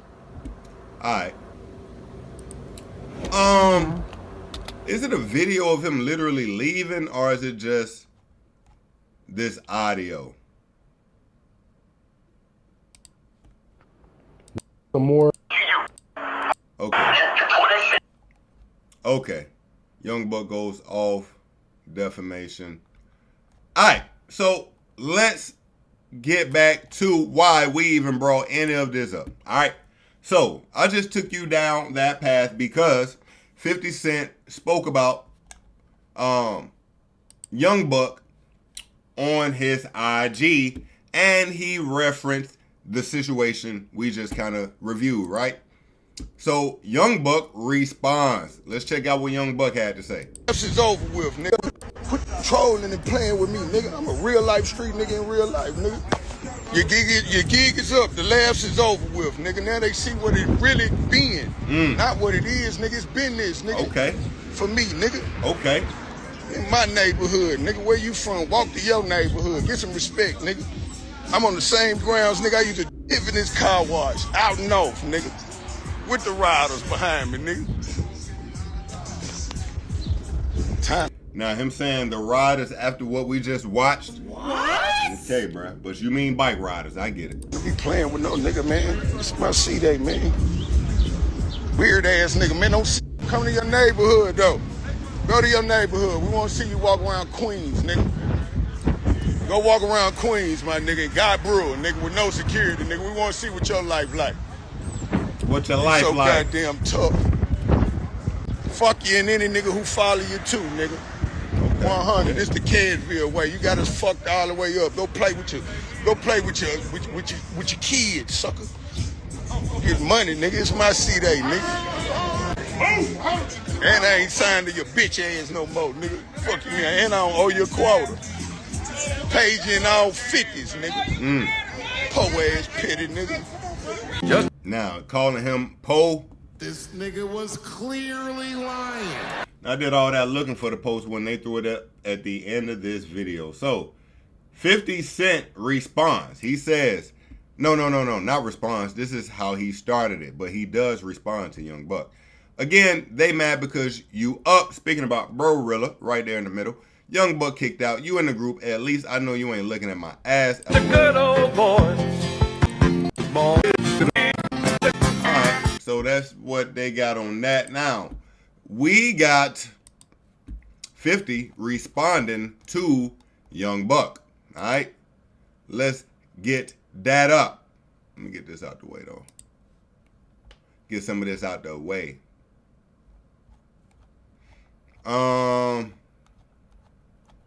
50 responding to Buck, and we actually just played this. Now, 50 says, LOL, look at this punk ass nigga. We know you like them boys, Buck down. Because that's an over the head bar. That's an over the head bar. That nigga 50 said, look at this punk ass nigga. We know you like them boys, Buck. Come on, man. Like, 50, I see, you might, I see, I called that. Bro-Rilla, like the girls, that's a better fit around here, punk. Then he comes right back and say, you in your hood because you broke, boy. Damn. I don't really think we've gotten anything else from Young Buck in that situation. And I think for 50 and the crew, that might be it for now. All right. Let me make sure. Oh, wait. We got all this Papooseness. I forgot about this. But we will end that part of it. So, family again, Maino has responded to 50. And 50 is still trolling all his ops. I'm sure there will be more from this situation, and I will indeed be here to keep you abreast of it all. Okay? Let's keep it going. Now, yo, this Papoose Clarissa Shield shit is so much, but we're going to get into that as well. Yo, I got to pee again, though, fam. I ain't going to lie to you. This shit is crazy. I'm drinking too much shit right here, pause. Let me pee real quick again.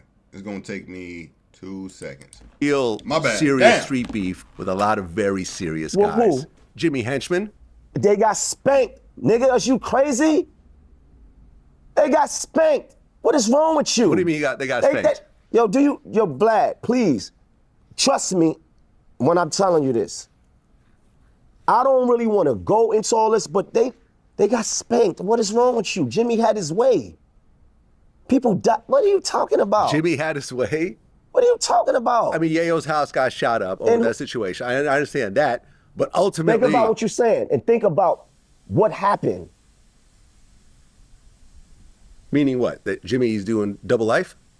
Listen, in that situation, that situation, they wasn't a victor in that situation, brother. Right.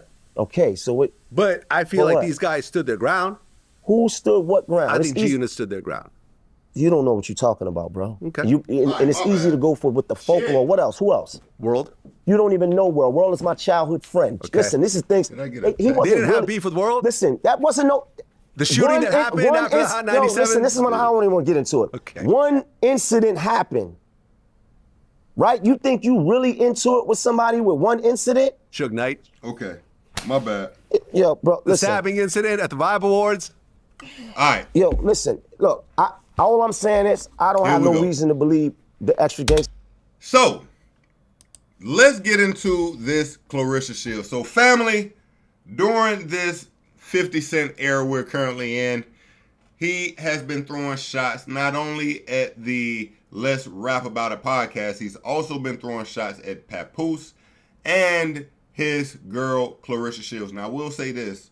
Papoose threw a diss song out at 50 Cent. I'm not quite sure what inspired him to initially do that. I'm sure it was something 50 did. Nevertheless, let's get into the catching up of this situation. Now, Papoose dropped a diss song that seemingly the world was feeling. I mean, Papoose is one of the best bar for bar rappers in this current generation, from the last generation. However you put it together, there's no doubts about it. But instead of 50 going back and forth with Papoose bar for bar, he started spreading news about Clarissa Shields. Okay, now, here's the thing, family.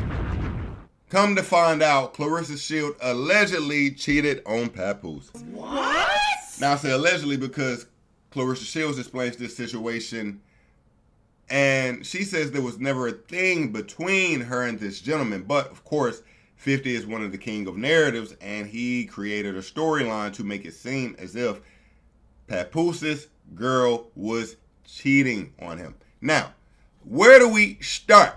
Okay. Of course, Papoose drops the diss, and 50 Cent comes out with videos. Now, he gets in contact with Maserati Bud. Who is Maserati Bud? He allegedly had relations with Clarissa Shields. Now, 50 Cent's associate Maserati Bud released a video of him at a Christmas house party with Clarissa Shields, and he plans to release more videos. This comes after 50 Cent claimed Maserati Bud smashed Clarissa Shields. Now, this was on Christmas, allegedly right when, or the same year, when Papoose and Clarissa started dating. Let's check out this video. Now, you see him showing the date at the top, December 25th, 2024. That is the date of this video. You remember this? Remember she was on FaceTime with you? Remember this? Where I'm at? At the house. So this is allegedly Maserati Bud's home. Since we gonna play these games. Yeah. Shaking my head. You know, for the streets. Thought she was singing to him.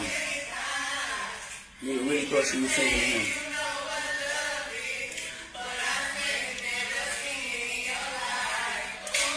Stop playing, man. I'm gonna keep releasing videos now. I've been trying to spare you, Clarissa. Even when motherfucking... So, we got Bud Real 100. He says, you tried me, I was keeping it player, but you want me to play me recording me, cool. Swipe left, watch to the end. And Clarissa says he mad, he got exposed. Let's see here. Geisha 305 put that shit up there. I told her to take that shit down. But since you want to play with a real nigga, see, I'm from the crib, I'm from Miami, right? And real nigga, we don't talk about what we do and how we do shit, right? But me and my dog 5 was already on the phone before I even talked to you. He told me that, man, boy, just play, man, just dumb that shit down. That's why I said my dog Petty Ass Jackson. Because he told me to play it like that. And I was going to play it like that and play dumb and wasn't going to respond. I don't even play with the internet. But since you want to record phone calls, guess what? I'm finna release all this footage. Now, so Clarissa had a phone call she recorded. Basically where Maserati Bud was saying, you know, we didn't smash, we didn't do anything, but now I guess he's looking like a fool to the internet. People are responding like, yo, you kind of looking like a clown, saying, you know, putting out these videos like you and Clarissa did some. So now he is claiming he wants to put out more videos. Let's finish this though. Yeah, that's right. I said I'm finna release the footage, man. Yeah, on Christmas, I was inside the crib. When you was on FaceTime, Papoose, I got the video. When she FaceTiming you, guess what? I'm sitting right there in the living room at the same chair that I helped her get for her homewarming gift. That bed, I picked out that bed. The bed with the TV. What I'm telling you. So what is you lying for? Listen, I did not fuck her. We were talking. Okay, but you, and that's you understand what I'm saying? How it looked? Because he not. I know how it look. Listen, you keep acting like y'all don't know who y'all dealing with. You dealing with Curtis Petty Jackson, and I told you at the end of the day, he has been backed in the corner. This man keep dissing him. All right, so essentially you had Clarissa here speaking on the phone with Maserati Bud, and, you know, she backed him down a little. I told you, at the end of the day, he has been backed in the corner, this man. Keep dissing him. Okay. Clarissa comes out to explain more. Let's see. Was the thing. Back then, I checked him back then. So when I realized that his page got all this stuff about me on his page, I hit him and said, hey, yo, delete me off your page. Delete me off your page. It got too many pictures, too many videos, and it just look weird. Take me off your page, right? He all like, oh, it's going to mess up my 3 and 3. It's going to mess my pictures up. What? So now, that's a lame ass excuse. Nigga say he can't delete your photo because it's gonna mess up my 3 and 3. What? And no. What?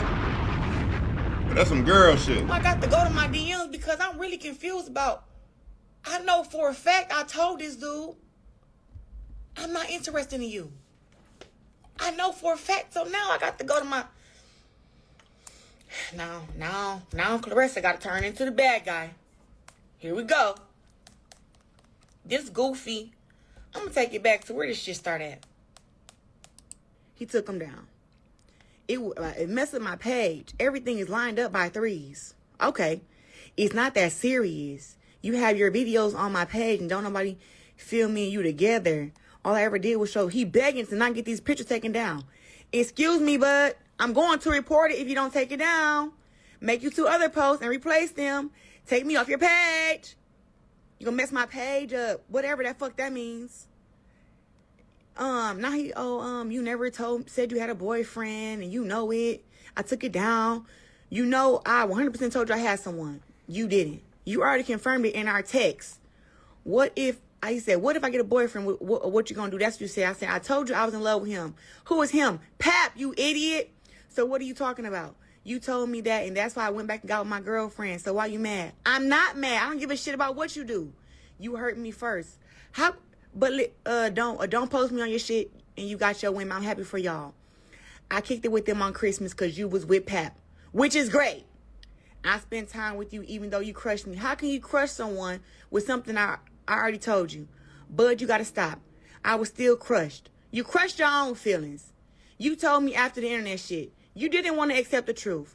The day before that, I had no clue. He said, I told you before when the internet stuff happened, you was just mad that it was him. I never told you who I was with. Okay. Look, she going for text, trying to make sure we know she ain't cheating. Okay. All right. She going text for text. I will say, you could tell this was probably still within the earlier days of her dating with Pap, because I don't see her giving anyone any kind of even acknowledgement today.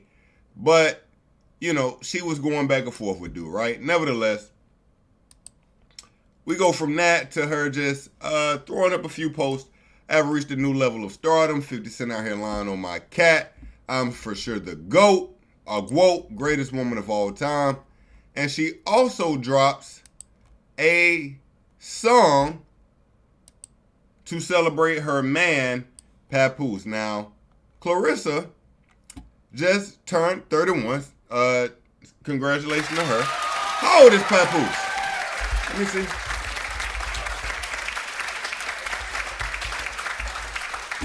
What?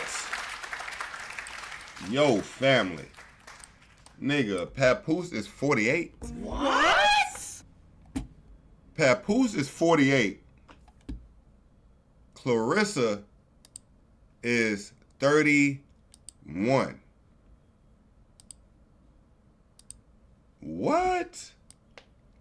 Clarissa Shields and her man Papoose are all smiles, beautiful couple, celebrating her 31st birthday. And Papoose is 48 years old. I had no idea Papoose was 48. How old is Remy Ma, just for clarity? So Remy Ma is 45. Pap was 3 years older than Remy Ma. But he's, what, 31, 41? He's 17 years older. He is 17 years older than Clarissa Shields. I never knew that. Wow. Yo, Clarissa, why would you want such a old nigga on the low though? Like, you 31, just turned 31, so you was 30 with Pap. Yo, that's kind of crazy. Didn't know that. All right. Yo, family, what y'all think about that? Damn. So Clarissa Shields wrote a song for Papoose to celebrate her 31st song to make it clear that she don't want nobody but Papoose. This sounds like some old school R&B. Ain't gonna lie, the song got a little potential though. Hold up. You got a little potential. What they saying in the comments? Let me see.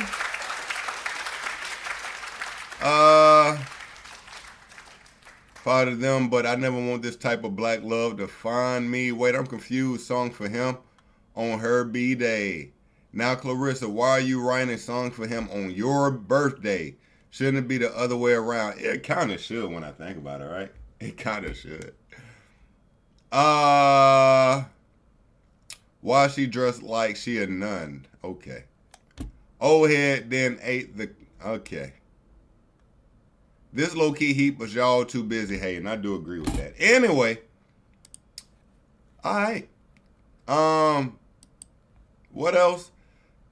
So Clarissa's just been kind of clearing her name. We got it.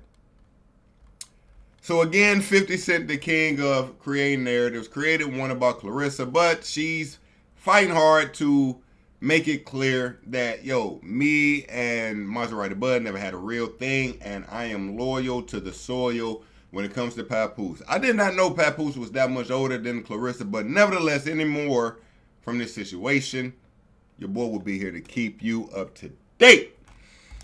Okay, let's keep it going. What do we want to hit next? All right, yo, real quick, family. We got to speak about spring break. Now, family, listen. Your boy gumpjay, excuse me. Hold on. Sorry about that. Family, your boy gumpjay, he's done a lot. He's seen a lot. And, you know, spring break, I've ran that play 100 times. But, family, I'm in my later 30s at this point. You know, I feel like spring breaks are no longer for your boy. But it seems BG and Lil Boosie don't feel the same as me. Family, let's check this out. We got Boosie and BG in Houston for spring break. What? Let's check it out.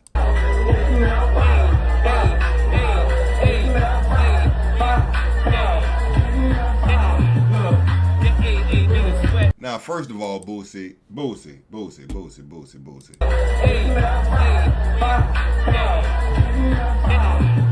Nah, Boosie really dancing like the Unk at the barbecue. Is there just a Unk at a barbecue generic video? Unk dancing? Like,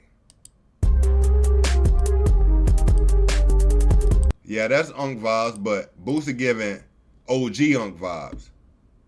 Like, do we got an OG Unk? Okay, hold on. Alright, never mind. Point is this.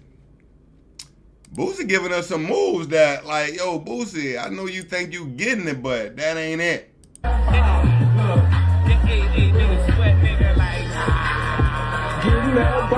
Now look, BG like the nigga who like, yo, it's crazy. Yeah, nigga, it's crazy. You 50 at the fucking spring break. It is crazy.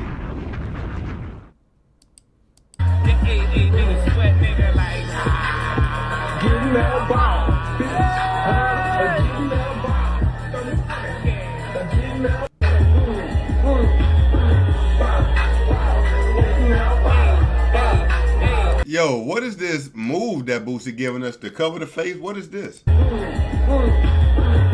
Nah, Boosie, look. Boy, Boosie, you ain't gonna have a heart attack moving like this. You gotta chill. Look at Boosie.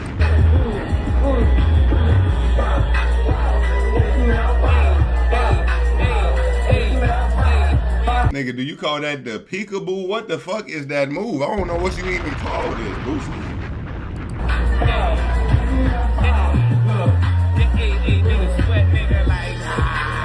Alright, now look. My dog right here said, spring break ended 30 years ago. Damn! They ain't wrong either. They is not wrong. Now, while we speaking about spring break, family, we got to speak about this Houston spring break. Because, family, I tell you, every year it seems it just gets wilder. Okay? Now, family, spring break once was in Florida, Miami. What would it be? Daytona. It'll be Panama City. That's what I'm trying to think about. Panama City is really where it used to go down there, right? But Florida has put a ban on spring break. Now we got spring break in Houston, and we're having a few moments go viral. Now I thought this one, although it is viral, great ingenuity. I think these girls are going somewhere. All right, I think these girls are going somewhere. Now, this group of young ladies, instead of renting a car, they rented a U-Haul. Okay, I'm picking up what you putting down. Hold up. Baby, we getting around one way or the other. What we doing, area? Baby, we finna go ahead and get it going. Now, they went ahead and rented the U-Haul. Mind you, family, now, if the rest of your girls, you can get all the girls in one vehicle, like you ain't got to worry about that. All right? If somebody is a little exhausted and they need to take a nap, they can lay in the back of that motherfucker. Like, if the apartment or the hotel, if you having issues, nigga, you can sleep in the U-Haul. You got it. And instead of you paying, you know, maybe $50 to $70, $80 a day, my nigga, you paying $20 and it come with miles. Come on, man. Come on, man. Come on, man. Nah, they were thinking. They were thinking. What we got? Baby, we getting around one way or the other. What we doing, area? Baby, we finna go ahead and get it going. Now, they got it going, and they possibly ended up at this party. Now, family, I'm going to tell you. You know, I'm thankful for the era I came up in, family. I came up in the era before the internet. I came up in an era where we was really outside. You know, the kids today, they came up in a new technology era. So what they're used to versus what the people of my generation are used to, totally different. You know, when I go to a bar or when I go to a club or anything like that, which is rare, I actually, you know, stepped out a few nights ago with a, you know, good friend of mine. That's neither here or there right now. You know, I'm not in my phone all night, right? I'm speaking and engaging with the young lady. We're having a good time having drinks, enjoying each other's company. Back in the day, when I used to club heavy, we were not in our phones all night. We were looking through the room for something to snipe. That was the play. Let's check out what this generation does at the parties at the clubs. Hello, friend. I still got outhouses coming through on more. Shout out to my nigga Carl. Still running check up like I got. Oh, what's up, nigga? Give me in. Family, we got a party completely packed out and everybody's just looking in their phones. What? Nobody's dancing, nobody's interacting with nobody. It's just everyone looking at their phone. I'm a kid. Bitch, I'm trying to score. I ain't got no time to put. I'm filling up my slap wood with Obama runs. Yo, I fuck with my boy Boss Man D-Lo. Now I know he had a few videos go out and they tried to make the D-Lo something different. I ain't going for that. But I hit D-Lo right here. I ain't got no time to put. I'm filling up my slap wood with Obama runs. He throw me the alley hoop. Yeah. He threw me the alley hoop. Gotta find that song. So family, you know, the new generation, they party different. Let's just say that. Okay. That's the same thing. Cool. Real quick, man, let's hit this Fetty Wap news, family. Fetty Wap is on the way with new music, and if I'm being honest, I can't wait. Big fan of Fetty Wap. Let's check out what he got going on here now. March 27th. March 27th, we're getting a new album, Xavier. Let's check out the trailer to it, family. Hard. Hey, look. I'm going to tell you something. Xavier, how you say your name? How you say it? Some people who know me call me Xavier. Xavier. Now, let me tell you what is so not only dope, but vital about this. Rebranding is literally one of the greatest things you can do with your career to get it popping again. We've seen the greatest rebrand. Now, you got two types of rebrands. You got the rebrand of I'm just recreating who I am, keeping the same name, and then you got the rebranding of not only am I changing not who I am, but I'm changing the persona on me, and I'm changing the name, right? So Fetty Wap, we all know Fetty Wap to have had major hits, but then have trouble when it came to the law. And some people look at him like, you know, you burnt out very early. If he can come back as the Xavier and give us good music, which I know he's overly capable of doing, we can get into the new era of Fetty Wap and leave Fetty Wap behind. We can get into the Xavier era of Fetty Wap. It's just like, you know, what Diddy was trying to do. He went from Puff Daddy to Diddy. When he went to Diddy, he was trying to get the Biggie, Tupac behind him type of stuff. Then he went to Brother Love. You know, now we come to find out he was beating up bitches, and he was probably trying to change it for that. We didn't know it, but that's probably what it was. And I wouldn't say his work because he kept just kind of throwing his name out there, changing it. But you look at a Charlemagne, although he didn't change his name, he completely changed who he was. An artist who had an amazing, you know, new career after he changed his name was, of course, 2 Chainz. He began as Titty Boy, just a part of DTP. He went into 2 Chainz and he became literally like another person. And you can think about even wrestling, family. Like, we've seen heels change to heroes, the whole nine. It's all with rebranding. So I say all that to say, Fetty Wap, fire. I'm glad to see the rebranding. Dope. Now, he also did a interview with the $1 million worth of game crew, that being Wallow and Gilly the King. And he speaks about going to jail and only having his sister, not his homies, right? And, you know, Wallow is very good at, you know, drumming these kind of points, especially with guys who've, you know, just done some time. He wants the kids to know, you know, the streets are not real. If you're thinking the guys you're kicking them with every day right now are going to be there every day when you locked up, the only way they're going to be there every day you locked up is if they locked up with you. If they free, it's not going to be the same like when you were both free. Let's check it out. Yeah, as soon as they grabbed me, I looked around, said, all right, it's time. It's time, you know what I'm saying? You know what you're doing when you out there in that field, man. Like, if you blind to it, you ain't a real nigga. You know what I'm saying? Mm-hmm. And whatever a real nigga is, because there's so many people call themselves that. But if you know what you're doing out there, and when it's time for you to go sit down, sit down. You know what I'm saying? Mm-hmm. Don't start bitching now. Don't start, I miss my kids so much, because if that's the case, then you would have never was doing what you was doing to get in that predicament. I don't care how smooth a nigga is. You know what I'm saying? It's a very few. I don't even know if it's a few. There's probably a decimal point of motherfuckers that got away with this shit. You know what I'm saying? And when that time happened, I'm just like, you know what? Like, I got my sister. Like, you know what I'm saying? Like, this is what I trained him for. Like, not kind of sense, but this what you said. You got who? My sister. Now, I need you to elaborate more on that, because you didn't say you had your niggas. You said you had your sister. Yeah. Why did you just say her and you didn't you had a lack of confidence? Because I need some of these cats out here that's operating in the street game that think that shit. Yeah, you my day one. Yeah, I died for you. Just my.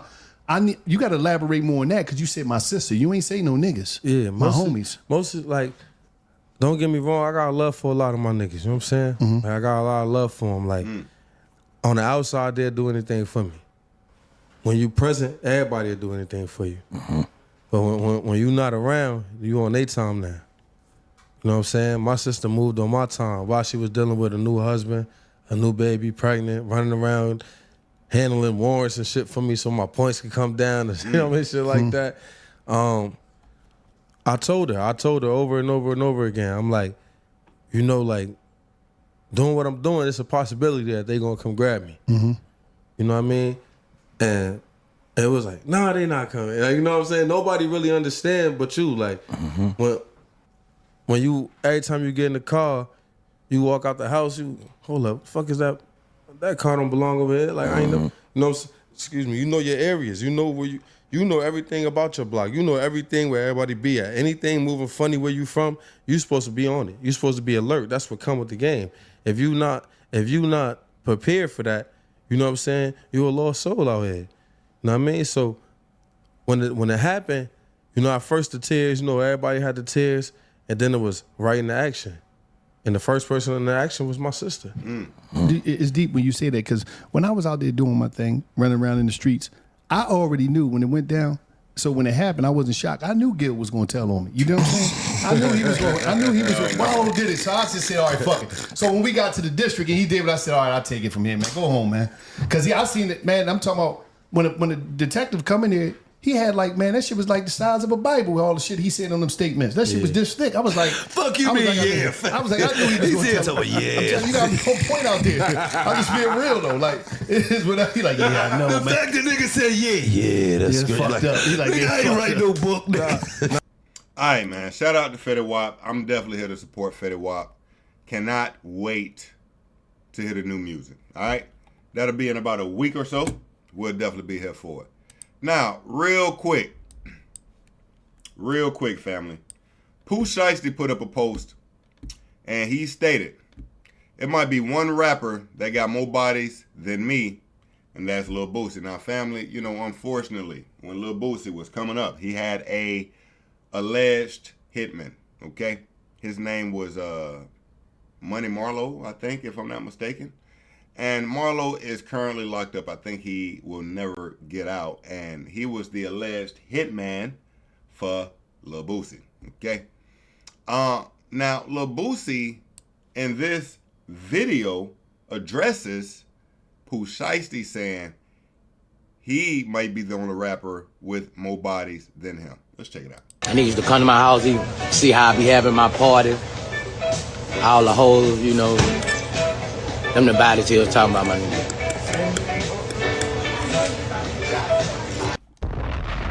I love it, Boosie. Hey, let me tell you something, bro. Boosie from my era, bro. Nigga, Boosie, hey, yo, check this out. Boosie from my era, bro. We don't get on the internet and snitch on ourselves. We don't do that. Don't get on the internet and snitch on ourselves, nigga. Yo, everybody and they mama know what Boosie talking about. Boosie, break it down one more time. I need you to come to my house, see how I be having my party. All the hoes, you know, them the bodies he was talking about, my nigga. Now watch how you know he bullshitting us. He said that's the bodies he talking about, my nigga. He looked down. Look at this. That look right there is, nigga, you know I'm bullshitting. It's real quick, but you just gotta pay attention. Check it out in full motion. He was talking about, my nigga.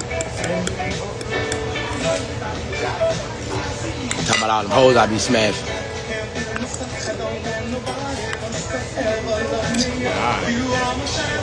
Yeah, all right, Boosie. Let's keep it going. Yo, family, real quick. Kodak Black. Now, I'm glad we coming off of Boosie because it only makes sense, man. Now, of course, Kodak Black. Wait a minute. Of course, Kodak Black and Boosie have been going back and forth. You know, we've spoken about it. It stemmed from Kodak doing a song with 6ix9ine, but since then, you know, it's is gained many branches in this beef. Now, the latest update has been Kodak's drug problem, okay? Now Kodak is coming out to address, his drug addiction, and he's letting us know that he may have been sober longer than we thought. Let's check it out. And the crazy thing is, right, I've been starting getting out. Like, my shit be like, I don't really need too much care to convince the people who don't really, like, matter for real. Cause, like, I know who matter to me, bro. And shit like that. It was like, a lot of y'all, like, don't even be deserving, like, the real me, bro. So it'd be like, oh, okay. I see, like, how y'all treat a nigga if a nigga was on my dick. You know what I'm saying? Or if a nigga was on the side of the street or some shit like that. You feel me? Cause, like, mind know what matter. The people who mind, they don't matter. The people who matter, they don't mind, bro. You know what I'm saying? Straight up. Okay.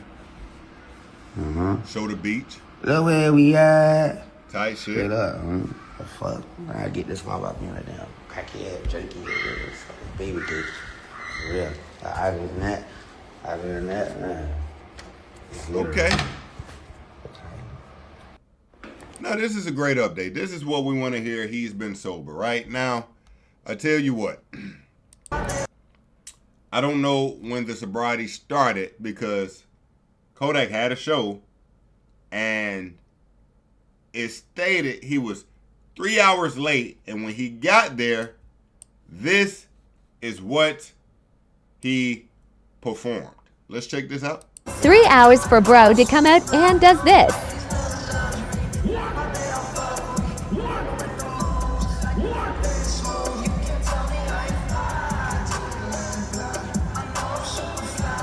And you want us to believe you ain't high. This nigga was clearly lying. And come on, man. Bro is playing Ring Around the Rosie with a jacket covering his face. What is we talking about, man? The hell is we talking about, bro? Look at this.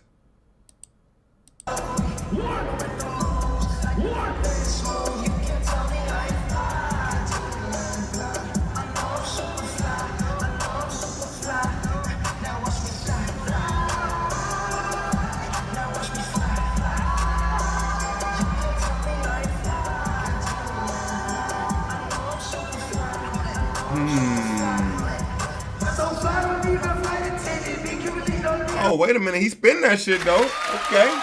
Hold up. He came in strong vocally, though.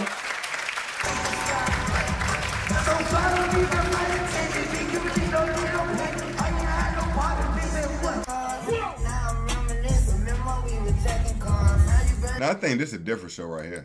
Pretty sure. Yeah, that's a different show. Nah, they tried to throw two together on us right there. Okay. Well, look. I don't know what the spinning with the sheet on your head is, but I will at least give him credit. He knew the words to the song and he came out spinning that shit.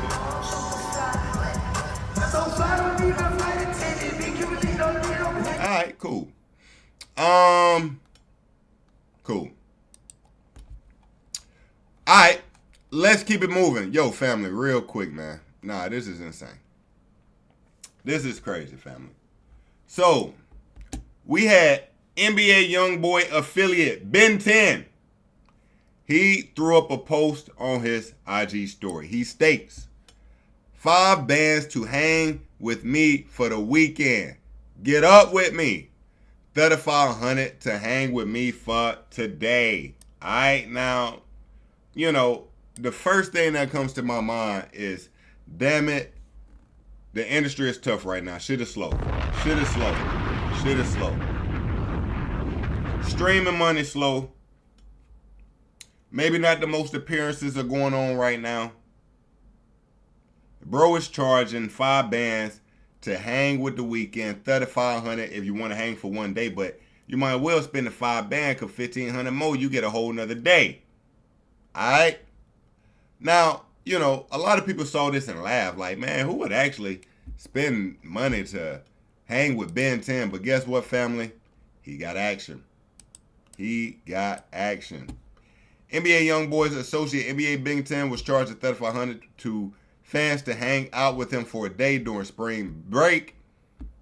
And family, this is what happened next. Free Chili Bowl, free Tay, rest in peace Marvin, yeah, rest in peace Old Town, yeah. Nigga is money spreading with this nigga money. Oh hell no.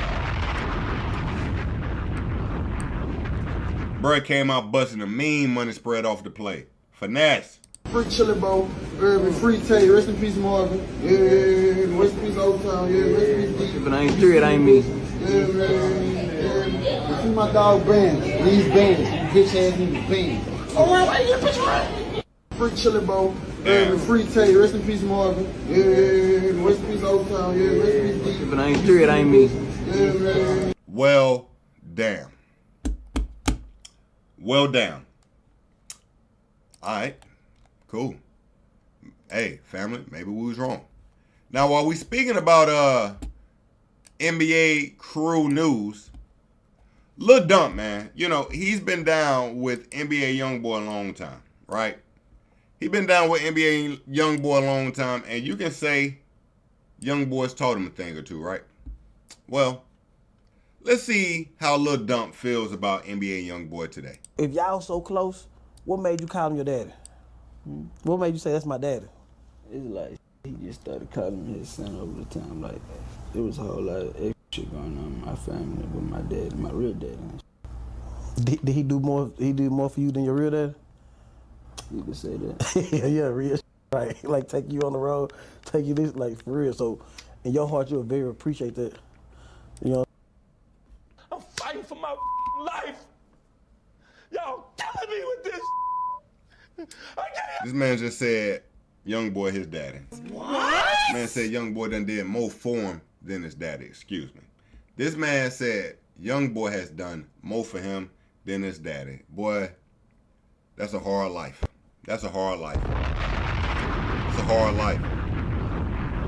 If YoungBoy done did more for you than your actual daddy, brother, I feel for you. You know what I'm saying? If y'all so close. All right. Okay, family.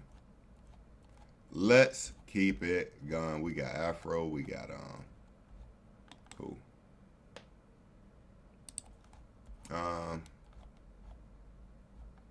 What next? Let's get into this LaRussell family. Yo, this guy LaRussell, I don't know where he came from, but we got to put his ass back down. Okay. I'm not sure where LaRussell came from. But wherever this nigga from, family, we got to make sure this nigga get back there safe and fucking sound. All right? Now, a few weeks ago, LaRussell went viral for saying Lil Wayne had zero substance. This nigga was clearly lying. Now, we worked with Lil Russell throughout that situation. You know, I felt he was wrong. He kind of tried his best to clear it up. But, you know, at the end of that situation, we always looking at LaRussell like, nigga, you coming for the GOAT, you tweaking a little bit. Now, after that, he dropped some music, and it wasn't the best. All right? Matter of fact, maybe we go to his page real quick and see if we can find that. Yeah, matter of fact, it was a video he dropped right after dissing Wayne, essentially. Now, he's been throwing up a lot of shit. You know, I ain't gonna lie, LaRussell, he been trying his best to catch the viral bug, you know? He been trying his best. Can we find the song he dropped right after? Matter of fact, maybe I'll go through. Let me see here.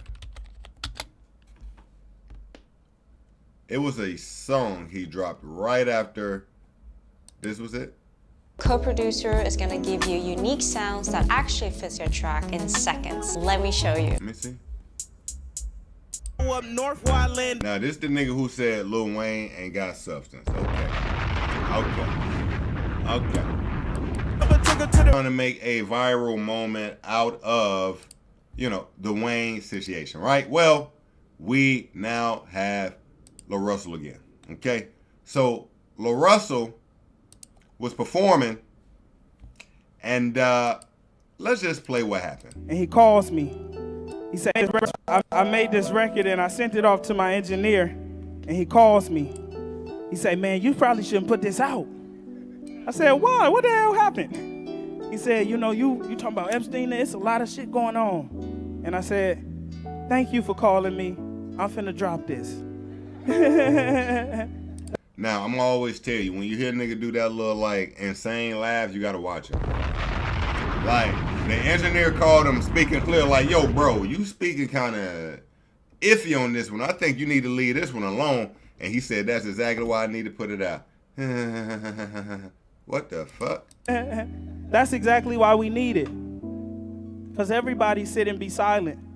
And the goal of an artist is to express the times and discuss, say all the things that nobody else want to say or know how to say. I'm not perfect, and neither is the president. Was guiltier than a nigga hiding evidence. You can't be mad that they heated if you don't let them vent. Even the devil was heaven sent. What? Wait a minute now. You... LaRussell. What'd you say? Guiltier than a nigga hiding evidence. You can't be mad that they heated if you don't let them vent. Even the devil was heaven sent. Even Malcolm was heaven sent. Even Martin was heaven sent. Even Kanye was heaven sent. First of all, what's up with this grouping? Like, we went from Trump to the devil to Malcolm and Martin? We all let them vent. Even the devil was heaven sent. Even Malcolm was heaven sent. Even Martin was heaven sent. Even Kanye was heaven sent. We all heaven sent. Donald too. We all heaven sent. Epstein too. We all heaven sent. Adolf too. We all heaven sent. Even you. Oh, hell no. We all heaven sent. Nigga, don't throw me at the end of that bullshit. What the fuck? What? Nigga, don't put me in this. I don't want nothing to do with this gang. All right. So he called the devil and Epstein heaven sent. Okay. He's responded to a lot of backlash because, of course, this is just itching for virality, right? Like, you're looking for it, so he got exactly what he was looking for. So he tries to explain this. Again, he's looking for the virality, if you ask me, but he responds to backlash. Let's check this out. Good morning, America. Hey, the past few days, I've been working, so I ain't got to really, like, be on social media. This nigga was clearly lying. I cut my shit, I schedule it, and I post, and I get into the world. The homies briefed me yesterday on all the outrage. Yeah, right. And my family, this nigga knows every commenter, how many followers they got, and every word that's been said about him. Trust me, he is looking for this. First thought was, niggas ain't that slow. But I go and look, and niggas that slow. Just listen to the music. Now, first of all, I despise a nigga like this. Let's start there. I despise a nigga like this. Because, first of all, he's starting with some gaslighting, saying niggas ain't that slow. Let me tell you something. I haven't even watched this video, but let me tell you something. There's a difference between being made from God and being heaven sent. No, the Creator created all things. So we understand that all things are created by God. You saying these people are heaven sent is your way of trying to say God created all things. But when we think of heaven sent, this is not the manner it's used in. Ass wipe.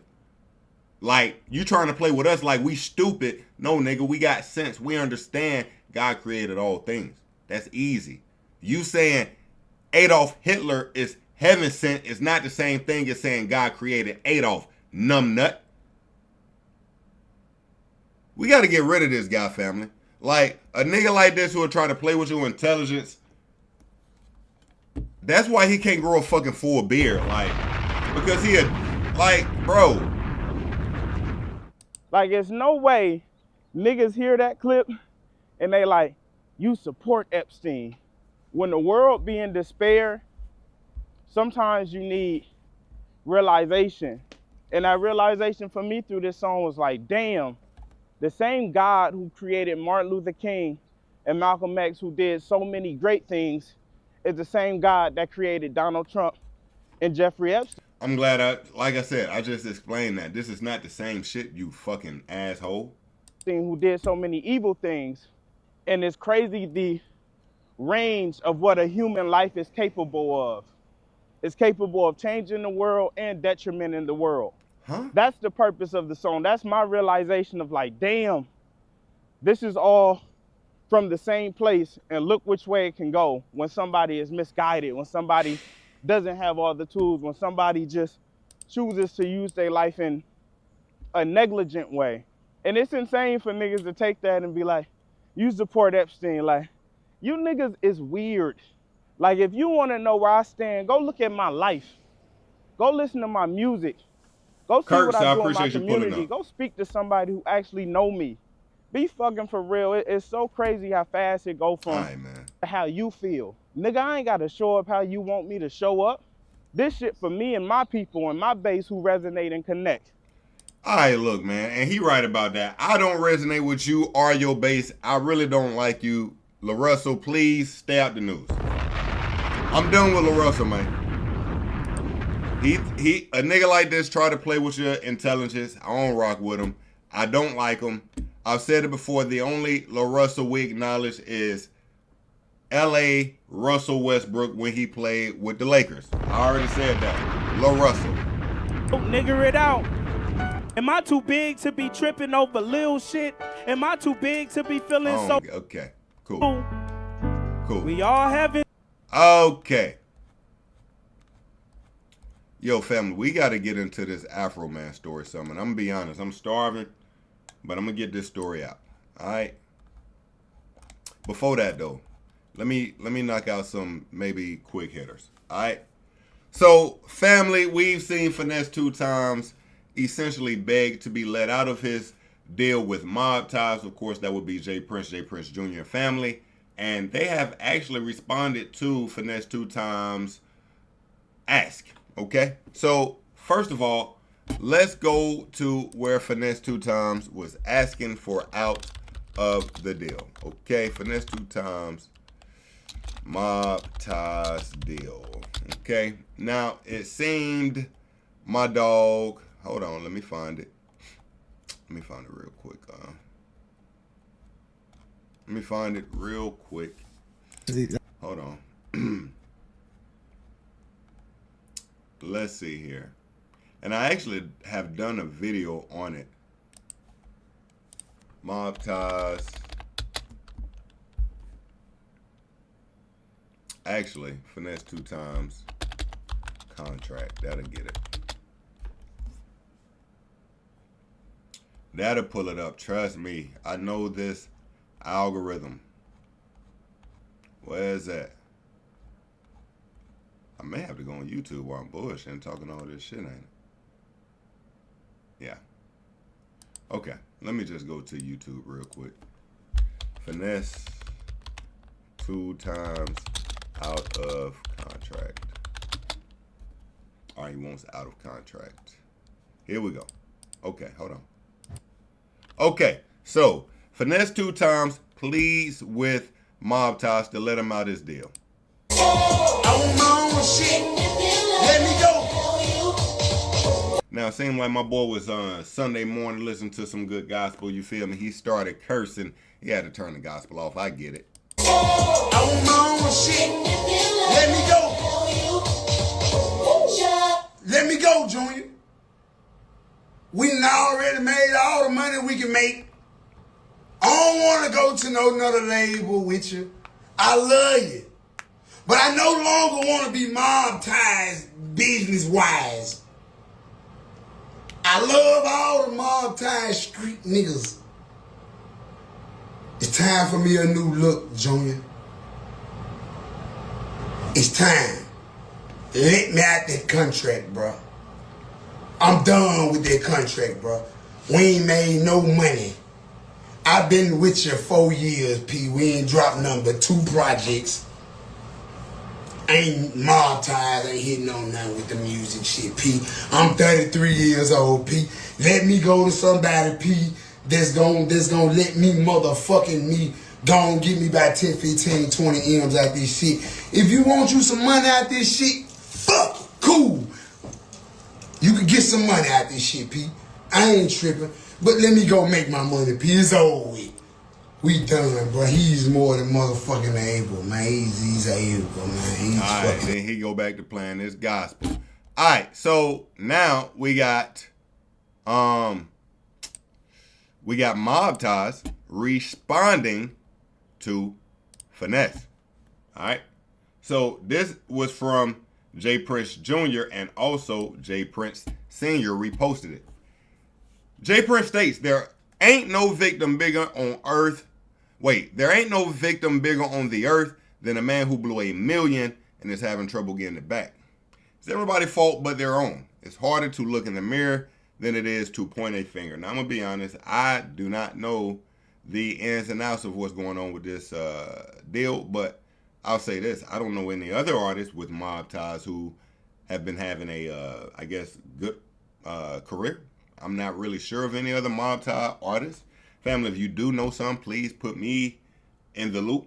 Finesse2Tymes has been very hot, of course, going more viral just off of his antics over his music. But this is the time for him to drop music while he has the people's attention. Again, I'm not really sure what's going on with the inner workings of this deal, but that's what we got right now. Finesse has not responded to this, but I'll be here to keep you up to date if we do get any more Finesse2Tymes news when it comes to getting out this deal. All right. Yo, family, I'm starving. I'm trying to push through. Damn. I know I need to run these 2 stories, though. God damn.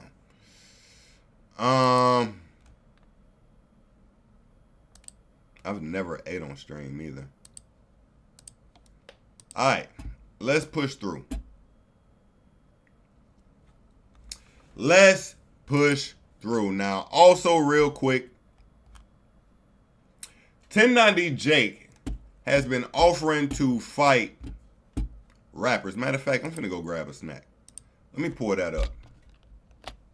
1090 Jake Finesse2Tymes.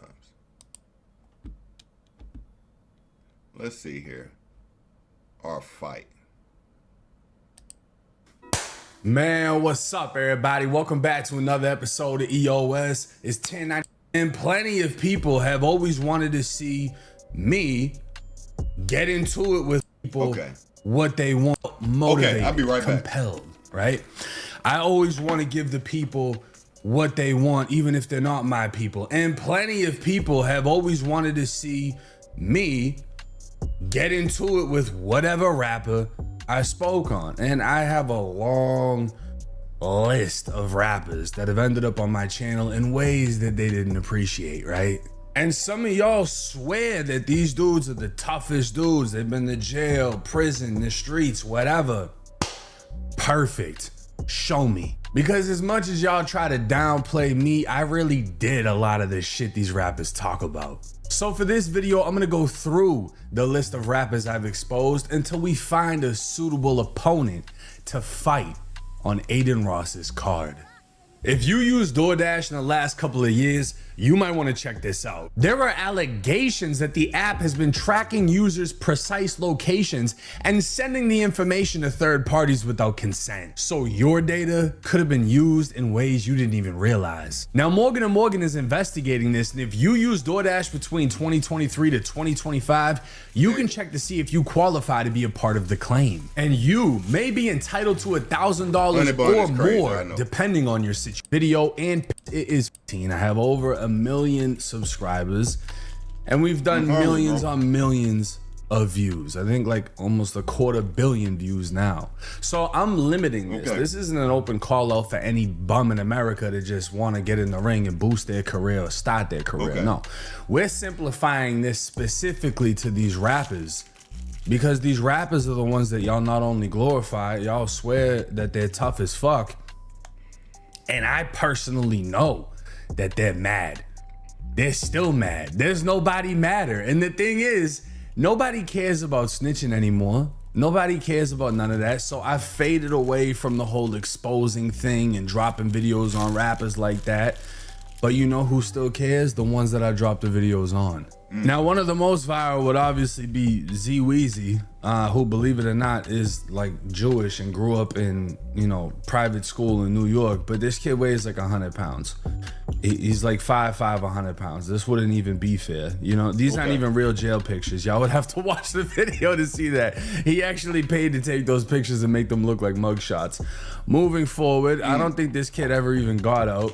Now Woody, YSL Woody, Young Thug versus Lil Woody, YSL's top snitch, 1.6 million views. Woody actually called me out to box. Now shout out to my boy Vlad TV. This was posted a month ago and says Lil Woody challenges 1090J to box. Needs to be in the street in case he loses. I feel like a lot of rappers are gonna use that excuse. A rapper. Because Woody is one of the only people that I've seen that admitted to what they did, stood on what they did. So you got 1090J calling out rappers, right? One of them who was called out is Finesse2Tymes. Finesse responds to the call out. I'm at 1090J trying to box me. What the fuck is you talking about 1090J trying to box me, bro? Man, that white boy 6'9", man. That white boy 7 feet, man. I ain't got nothing but some hollow points for that white boy, man. Damn. Man, that nigga can probably haul motherfucking Nissans and Maximas and shit, man. You think I'm finna fight a white boy that motherfucking big? Man, I ain't got nothing but some 5'6". Man, tell Jake 29, what is his name? Tell 1090 Jake, man, he can fight these motherfucking 5'6" when I see him.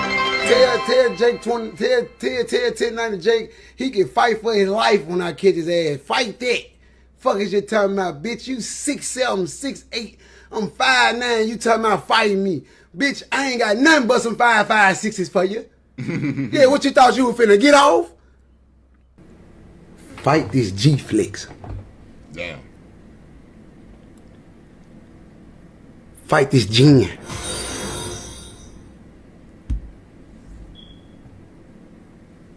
Get what? I'd have caught you sitting down playing poker. I'd have put me about 4, 5, 6, 7, 8. I appreciate the gills. Hey, I would have put me about 4, 5, 6, 7, 8, 9, 10 locks on a sock. And I would have dropped that motherfucker in an extra sock just so it won't go through that one sock. I would have tied that motherfucker up real tight. Real tight. And I'm gonna make one for y'all too, chat. I would have tied them locks in that sock real tight. Let me show you what else I would have did for extra security. I would have took an extra sock and wrapped it around my wrist and tied an extra knot in it.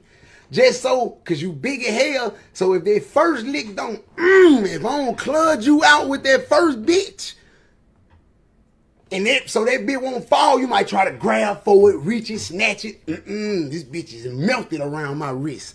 No. Okay.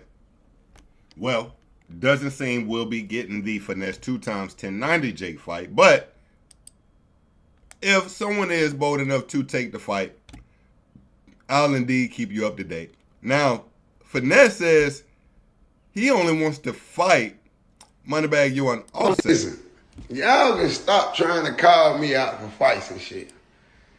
I said I want to fight two motherfuckers, Bag or Offset. And that's because I feel like they don't hit hard. So they gotta show me that they can hit hard. If it ain't Bag or Offset, I don't want to fight you cause I ain't got no fight for you. I got a Jeep Flex. You know what I'm saying? The fuck I look like fighting a white boy Lift Motors. Lift Motors. For $100,000. Give me $500,000. I get in there and Arnold Schwarzenegger ass for $500,000 right by now. A half a ticket to do me just right. Yeah, motherfucker, $500,000. Aid in the Ross. Get it to the area. I'm finna fight a motherfucker for 100 seconds. No, to have that? No, that ain't worth that, boy. No. Listen, Y'all can stop trying to call me out for fights and shit. Finesse is not with the publicity fights. Again, family, 1090 Jake fights anyone who takes 1090 Jake serious. I will be here to keep you up to date. I need situation. Okay? Cool.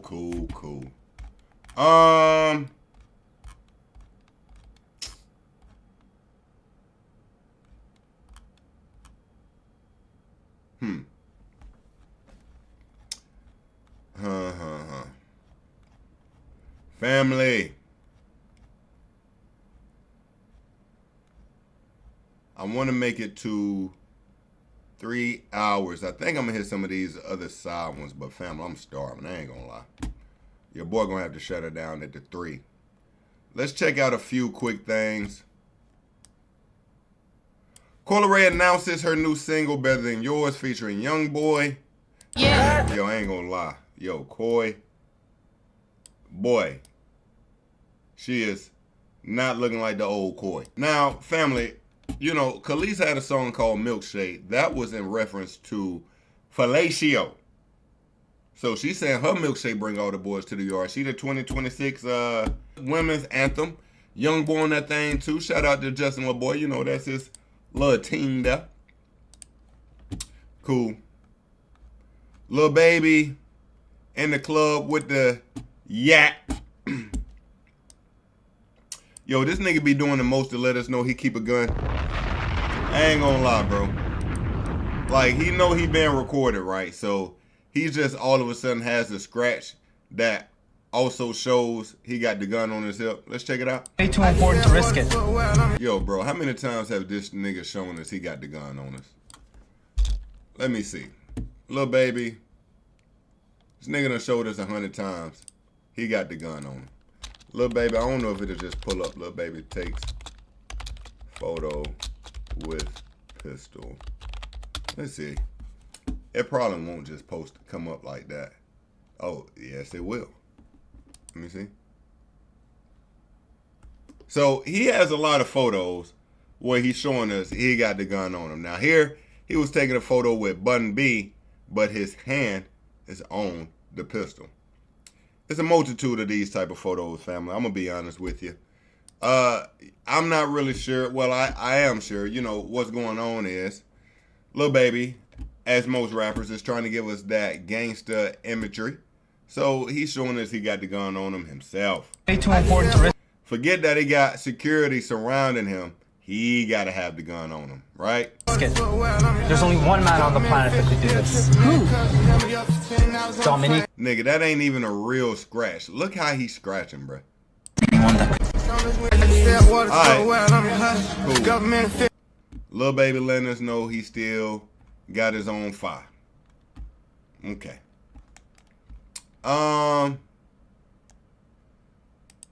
Yeah. Shalopi and Ruby Rose. Who is Shalopi? Shalopi and Ruby Rose spent almost 200 million naira in a nightclub in Lagos. First of all, how much is 200 million in American dollars? So Ruby Rose got a new man. He foreign. I don't know who this nigga is. They pulling out blocks of money. Or is Ruby Rose just doing him a favor? You know, sometimes Ruby Rose, yeah, if you want, you can pay her and she'll kind of give you some clout. This could be one of them. Now, it says they spend almost 200 million. Let me see something. That's in Nigeria, right? How much is 200 million Nigerian or naira in dollars? Oh, shit. Okay. You know what? I was going to say it was cap, but now that I'm saying how much 200 million is, it's actually around 150,000 US. Okay. Well,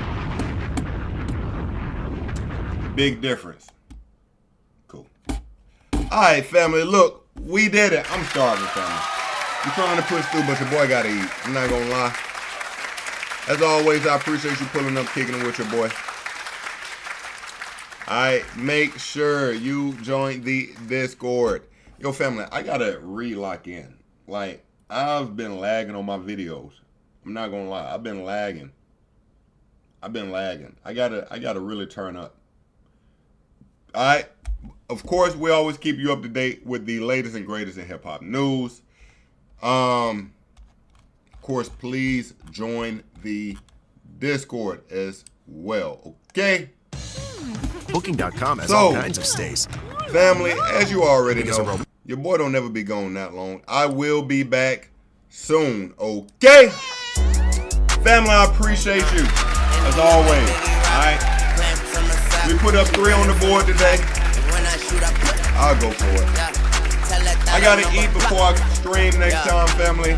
Please forgive me. I will be back in maybe 2 days, something like that. Till next time, be safe, be easy. I appreciate you. Hit the like button. Peace.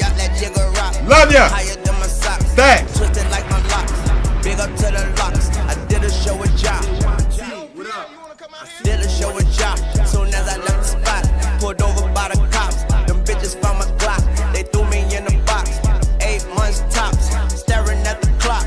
Commissary stop. Man, we caught a 5 drop. The nigga jaw gon' drop. The bitches draws gon' drop. And then the calls gon' drop. Hello. I bought too hard, they flat. Whoa. Now all these bitches got ass. How did they get it so fast? They ain't have that in the past. I still smash in LA, they getting shot. Bitch, I know the dots. In my yeah, we on the yacht. Your bitch know where we dock. Hold up. I ain't from the know ya, but Tunja's still a soldier. And rest in peace the soldier, cause he was real Magnolia, yeah. And I fuck these hoes if I don't doze off on that drink. If I do, bitch, you to blame. Coochie lane, we stank. It better be the only thing, big bank. Take little bank, you know the game. All these bitches want your Carter, your Carter. The fireman and fire starter need water. All of your bitches, they poo. All of my bitches, they new. They got more bitches than you. All of these hoes in cahoots. But my bitch keep me in the loop. She blow me like hot camera soup. My waters come out like a troop. Innocent boss, not the oop. You turn up and out your fruits. I'm in a pineapple coupe. Passing you up like you. Turn the head like a screw. Get that hoe a tip. Enough to buy a whip. Get that hoe some sip. She fall asleep, I dip. I'm rich, bitch, money, Mitch. What's in that bag? 14 bricks. You got 14 bricks in that bag? Used to drive a Mazzy. Yes. Used to be locked up with the dude that stopped the shanty. Okay. Used to be in Holly Grove with dudes that cut the bodies. Okay. Tunja got so many hoes, they call me John Dottie. To your bitch, I'm Mr. Biggs, my nigga Ron Ozzy. I'm kamikaze and you niggas Ronda Rousey. It's New Orleans, really rock. Drop it to the socks. Over your jaw. The ones that haven't. Okay. Wait for Carter 7 to drop. It's the rock. Family. Tell them bitches it's the rock. Okay. I appreciate you. I love you. You know I'll be back soon. And until next time, family, it's your boy Jay. JYT, what up?